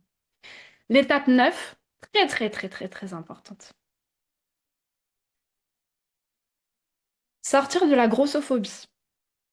Alors, très souvent, ça dépend. Mais quand une majorité de mes accompagnées, elles sont pas grossophobes envers les autres. Donc quand elles voient quelqu'un avec un corps gros, elles vont pas dire «Ah, elle mérite pas de vivre, elle est moche, elle devrait pas se mettre en robe». Ça, c'est de la grossophobie. Mais par contre, elles avaient beaucoup de grossophobie internalisée. C'est-à-dire, ah ben moi, vu que je suis grosse, je peux pas mettre de robe. Vu que je suis grosse, je peux pas aller faire du yoga. Vu que je suis grosse, je peux pas faire ci, ça, ça. Je suis pas légitime pour poser mes idées au travail. Tout ça, c'est de la grossophobie internalisée et très souvent, on est beaucoup plus méchante envers soi qu'envers les autres. Et donc, comment est-ce que votre corps peut se sécuriser et être tranquille avec vous si tout le temps vous lui rappelez qu'il n'est pas assez?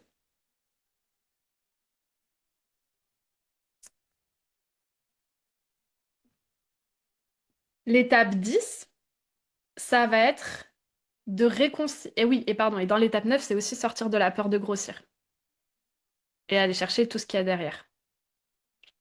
Et on arrive sur l'étape 10 qui est de faire le deuil de la perte de poids. Et ça, je sais que ça fait mal à beaucoup d'entre vous. Souvent, on me dit, ah, mon cerveau panique quand tu dis ça, Isabeau. Commence à faire le deuil de la perte de poids. Mais moi, je veux perdre du poids. C'est pour ma santé. C'est important.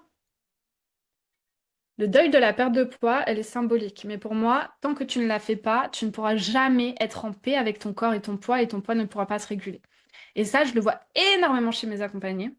C'est à partir du moment où elles font le deuil de la perte de poids que le poids se débloque. Maintenant, je m'explique, c'est quoi le deuil de la perte de poids? Le deuil de la perte de poids, c'est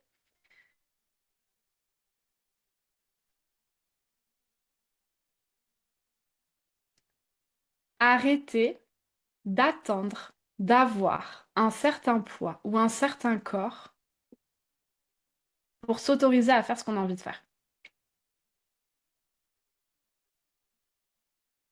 Parce que très souvent,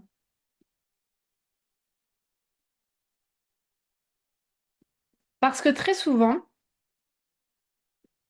j'entends, non, mais moi, je peux pas aller sur les photos avec mon corps. Non, mais moi, je peux pas porter cette robe avec mon corps. Moi, j'attends d'avoir une taille 38 pour porter cette robe. Moi, j'attends d'avoir tel poids pour faire telle chose.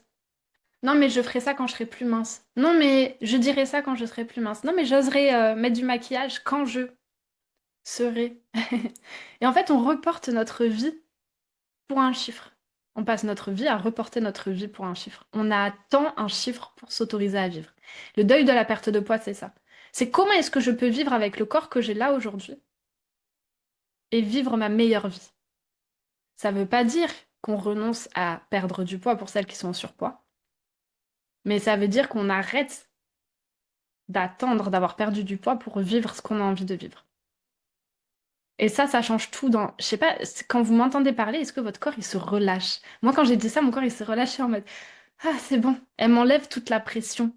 Vous imaginez la pression que vous mettez sur votre corps, là, à dire maigri, maigri, maigri, quand t'auras maigri, t'auras le droit à ça, quand t'auras maigri, tu pourras être en robe, quand t'auras maigri, on pourra faire ça. Et là, on lui dit non, mais en fait, quel que soit ton poids, on va le faire. Quel que soit ton poids, je vais t'honorer. Je vais prendre soin de toi. Non, mais moi, je me mettrais de la crème et je ferais des masses sur mon visage et j'irais me faire masser quand j'aurai maigri. Ben non, ton corps, il a pas demandé d'être en surpoids, c'est pas son choix d'être en surpoids. C'est pas le tien non plus.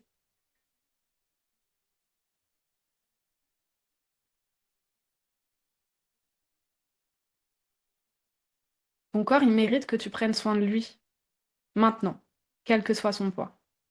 Et c'est pas parce que tu prends soin de lui maintenant qu'il arrêtera de... Enfin, qu'il va s'empêcher de maigrir. Au contraire, en fait. Est-ce que c'est clair, cette notion de la deuil de perte de poids? J'arrête. d'attendre un chiffre ou un poids ou une taille de pantalon pour m'autoriser à vivre la vie que je veux vivre, pour prendre soin de mon corps. Je prends soin de mon corps maintenant. C'est pas forcément l'aimer, c'est pas forcément l'accepter pleinement. C'est là, je prends soin de toi. T'as mal là, ben, je prends soin de toi. T'as soif, je prends soin de toi. T'as envie de cette robe, je prends soin de toi. Tu veux mettre ce maquillage, je prends soin de toi. T'as besoin d'être massé, je prends soin de toi. Et donc sortir aussi de la honte, forcément. Et ça, on revient à l'étape 9 avec la grossophobie. Sortir de la honte de son corps. Donc vraiment arrêter que le corps nous empêche de vivre. Ça, c'est beaucoup une croyance mentale. J'ai beaucoup d'accompagnées qui me disent non, mais moi, je peux pas avec mon corps. Quand on vient creuser, elle peut, c'est juste qu'elle s'empêche. Mais elle peut. Étape 11, les filles, on est bientôt à la fin. L'étape 11, elle est très importante, c'est oser être soi. Tant que tu n'oses pas être toi, tu seras tellement frustré et tellement désaligné que forcément, il va falloir compenser. Comment tu compenses? Nourriture. Oser être soi, c'est quoi? C'est arrêter de s'adapter en permanence aux besoins des autres pour commencer à se prioriser. Arrêter d'avoir peur de déplaire. S'autoriser à déplaire. Ouais, je te plais pas. Et alors?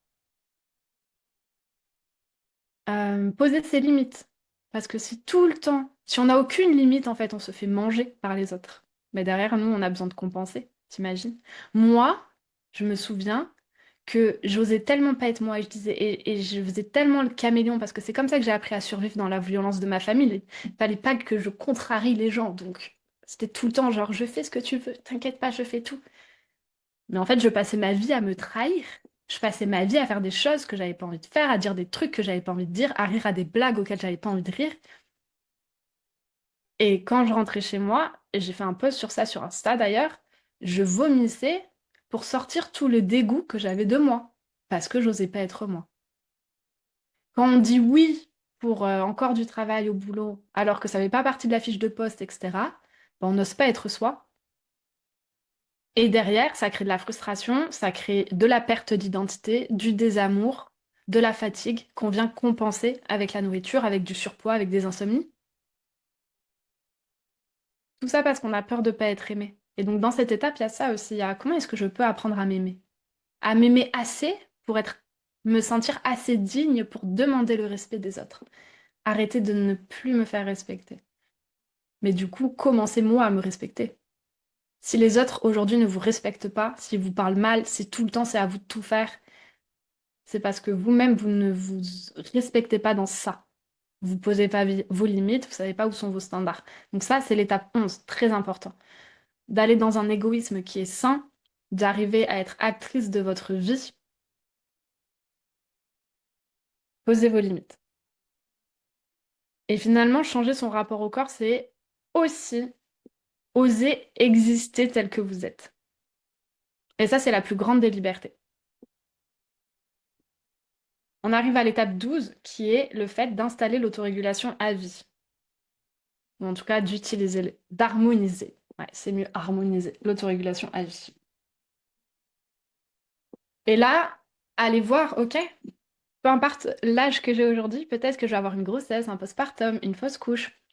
Et puis dans mon cycle menstruel, comment est-ce que l'autorégulation est influencée? Par exemple, hier, j'ai fait une masterclass à mes accompagnés sur justement l'impact du cycle menstruel sur la faim et sur le poids, sur les hormones, sur les envies de manger, sur les humeurs.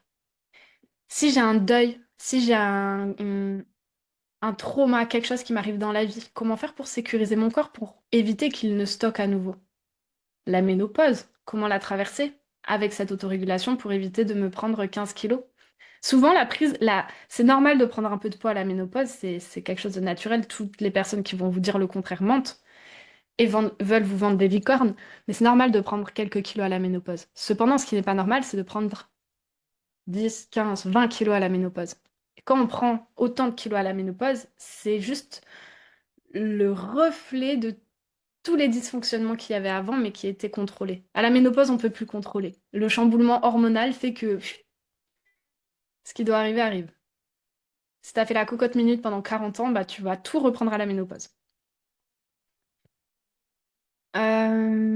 Ok, donc je crois qu'on a fait le tour sur ces 12 étapes. Je vois que l'heure a bien tourné, donc on va bientôt clôturer le live. Ce qu'il faut vraiment, ce que j'ai vraiment envie que vous vous souveniez ici, c'est de comprendre que votre corps, il n'est pas cassé. Le mécanisme d'autorégulation, il n'est pas cassé. Il est juste foulé, comme quand on se foule une cheville. Et vous avez besoin de le rééduquer pour réapprendre consciemment comment faire, pour ensuite le réutiliser de manière inconsciente. Je reprends l'exemple avec mon ligament croisé, par exemple. Et après, même si ça demande un petit effort d'apprentissage au début, après, ça roule comme une voiture. Et puis, ça roule comme la marche. L'autorégulation, c'est quelque chose de naturel, c'est quelque chose que votre corps sait faire. La peur de grossir, le poids, le surpoids, les compulsions, la fatigue, les ballonnements, les intolérances, tout ça ne sont que des symptômes. C'est pas là où il faut travailler. Ce qu'il faut travailler, c'est les 12 étapes qu'on vient de voir. Et vous avez vu, il n'y a pas l'assiette. Il n'y a pas quelle quantité de sport il faut faire, il n'y a pas tout ça. Et surtout, ne pas oublier que l'identité doit aussi évoluer. Si vous voulez perdre du poids durablement, vous devez arriver à incarner cette femme qui arrive à se prioriser, à prendre du temps pour elle, sans avoir l'impression d'abandonner toute sa famille, son travail et la maison, et sans culpabiliser. Retrouver assez d'amour pour soi pour s'autoriser à répondre à nos propres besoins. Et je pense que c'est ça qui est le plus merveilleux dans le chemin. Mais c'est aussi le plus dur. C'est aussi le plus dur. Les filles, je vous avais dit qu'à la fin de ce live, je vous présentais The Queen. L'heure a bien passé.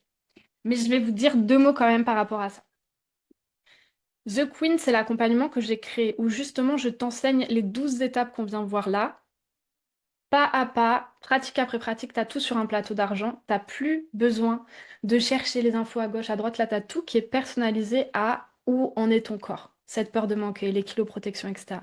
C'est tout un process que j'ai créé qui se fait sur 6 mois.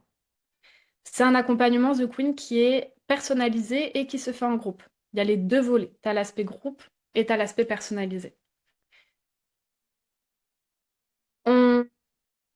Je regarde les petites notes pour aller rapidement. On ouvre 20 places pour intégrer et ensuite The Queen ferme ses portes jusqu'à 2027 au moins. Donc là, c'est le dernier créneau. Sachant que, par retour d'expérience, pour toutes celles qui sont intéressées pour rejoindre The Queen, c'est le meilleur moment l'été pour rejoindre, avec les vacances et tout ça. C'est pas moi qui le dis, c'est les queens. À chaque fois, c'est fou parce que cet été, c'était vraiment le meilleur moment. Après, quand la rentrée arrive, etc., bah, justement, il y a tout le quotidien qui revient. Et c'est vraiment l'été que c'est le plus agréable pour elle à faire. Donc là, c'est plutôt un bon démarrage. Justement, les inscriptions ferment je regarde le calendrier, jusqu'au 25. Donc si vous voulez nous rejoindre, c'est jusqu'au 25. Et pour nous rejoindre, vu que là, j'ai pas beaucoup de temps pour vous expliquer tout, hop, je vous invite à prendre rendez-vous avec une ambassadrice qui va, un, vérifier que c'est pour vous, deux, répondre à toutes vos questions, trois, vous présenter l'accompagnement vraiment dans tous les détails, les séances individuelles, les lives, la plateforme, etc. Bien évidemment, le tarif, l'organisation, et vous pouvez prendre rendez-vous avec elle sur ce lien, ici, dans le chat, ici. Voilà, donc ça, c'est un appel qui est offert, qui va durer à peu près 1 heure. Euh, Tout ce qu'il y a dans l'accompagnement, ce sont ces 12 étapes de rééducation que vous avez besoin de mettre en place. Et comme je vous l'ai dit, vous avez toute la partie théorique où je vous explique, c'est moi qui ai tourné des vidéos où je vous explique vraiment tout pour que votre cerveau puisse comprendre. Puis après, vous avez toutes les pratiques pour tout redescendre dans le corps. C'est ce qui vous manque aujourd'hui, les filles, très souvent. Pour que le corps se sécurise et pour que vous puissiez devenir l'experte de votre satiété, l'experte de vos signaux, réguler le système nerveux correctement avec les profils anxieux, etc. Tout l'accompagnement est personnalisé. Vous avez une mentor privée, vous avez moi aussi qui répond à toutes vos questions, vous avez des séances individuelles pour aller chercher les traumas, la peur de grossir, les messages d'équiloprotection. Et ce qui est, comme je vous disais, ce qui est incroyable avec cet accompagnement, j'ai envie de vous mettre aussi les témoignages sur Trustpilot. Ce qui est incroyable avec cet accompagnement, c'est que ça va changer beaucoup de choses dans votre vie, dans tous les domaines de votre vie. Parce que vous l'avez vu, on vient travailler le système nerveux, donc ça va influencer sur votre sommeil, votre régulation des hormones, la régulation des humeurs, sur toute le travail sur la gestion émotionnelle, sur aussi poser ses limites, donc ça va influencer avec vos relations.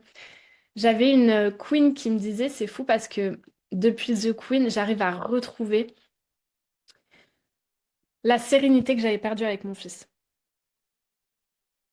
J'étais devenue une maman que j'aimais pas être, et The Queen m'a permis de redevenir la mère que j'avais envie d'être. Pourtant, dans The Queen, on parle pas des relations parents-enfants, mais on parle tellement de connaissance de soi et de comment je prends soin de moi pour mieux prendre soin des autres, que ça lui a permis de faire ce shift-là.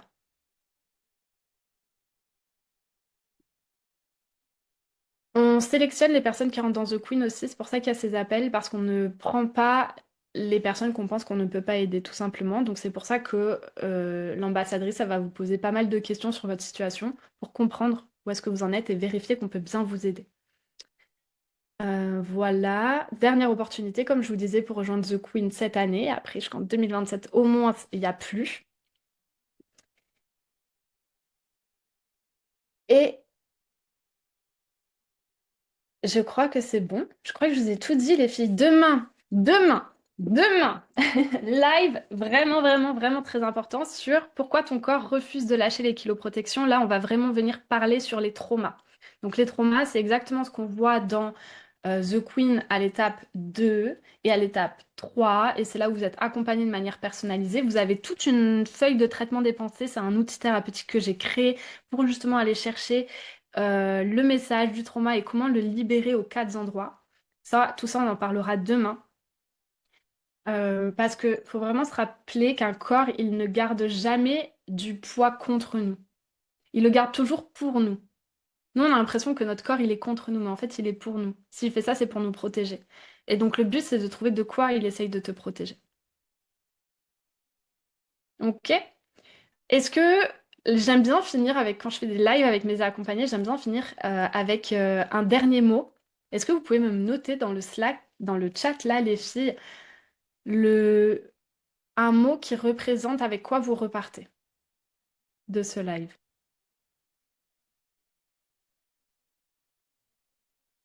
Oui, Emmanuel, je te remets le lien et je vous l'enverrai par mail aussi, le lien pour prendre rendez-vous avec l'ambassadrice. Donc, je répète, c'est un rendez-vous qui est offert, qui va durer à peu près 1 heure pour vérifier que c'est un accompagnement qui est pour vous, pour répondre à toutes vos questions, pour vous présenter l'accompagnement dans tous les détails aussi, vu que là, j'ai pas beaucoup de temps pour le faire. Euh, Excitation, espoir, motivation et compréhension, génial. Souvenez-vous que donc The Queen, après, ferme ses portes jusqu'en 2027. On accueille des personnes jusqu'au 25 juin. Il y a une promo, donc profitez-en parce qu'on en a vraiment très rarement. Merci Zabo, apaisement, envie naturelle, motivation et compréhension. Ouais. Et The Queen, c'est vraiment l'accompagnement pour toutes celles qui en ont marre de se battre, qui ont compris qu'il n'y a pas de solution miracle, mis à part celle d'apprendre à se connaître assez pour pouvoir s'honorer, se respecter et redevenir la queen de sa vie. J'aime beaucoup dire ça, mais c'est vraiment là où on vous amène dans The Queen. Donc regardez bien les témoignages, regardez si c'est quelque chose qui vous appelle, si vous sentez que là, votre corps, il dit oh, je me sens comprise, elle a enfin mis des mots sur ce que je cherche depuis des années. Je commence à comprendre mon corps, j'ai envie de me reconnecter à lui, j'ai plus envie qu'on me dise quoi faire. J'ai envie de moi apprendre à savoir quoi faire pour moi. C'est vraiment ça, The Queen. Dans The Queen, on te dit pas, alors va falloir que tu fasses ça jusqu'à la fin de tes jours et nanana. Non. On te permet de savoir comment toi, tu peux comprendre ce que toi, tu as besoin de faire. Naturel, envie, apaisement. Ça me fait trop plaisir. Génial, les filles. Éclaircissement.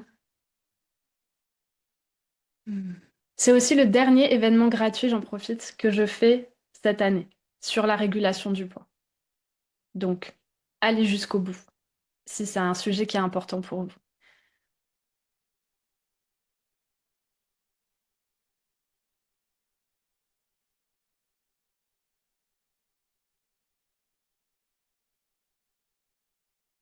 Génial, les filles. Je vous dis à demain. Je vais vous mettre la pratique du jour dans la journée, d'ici avant demain en tout cas. On se rejoint demain, on refera un zoom comme ça et je reprendrai en live. Du coup, quelqu'un, on a dit justement sur les kiloprotections, on a dit que c'était Fanny. Ouais. Je me le note. Il y a Fanny et après, il y a... C'était qui la deuxième? Il me reste j'aurais pris mes kilos. Moi, bon, on reverra. Ok, les filles, je vous dis à demain.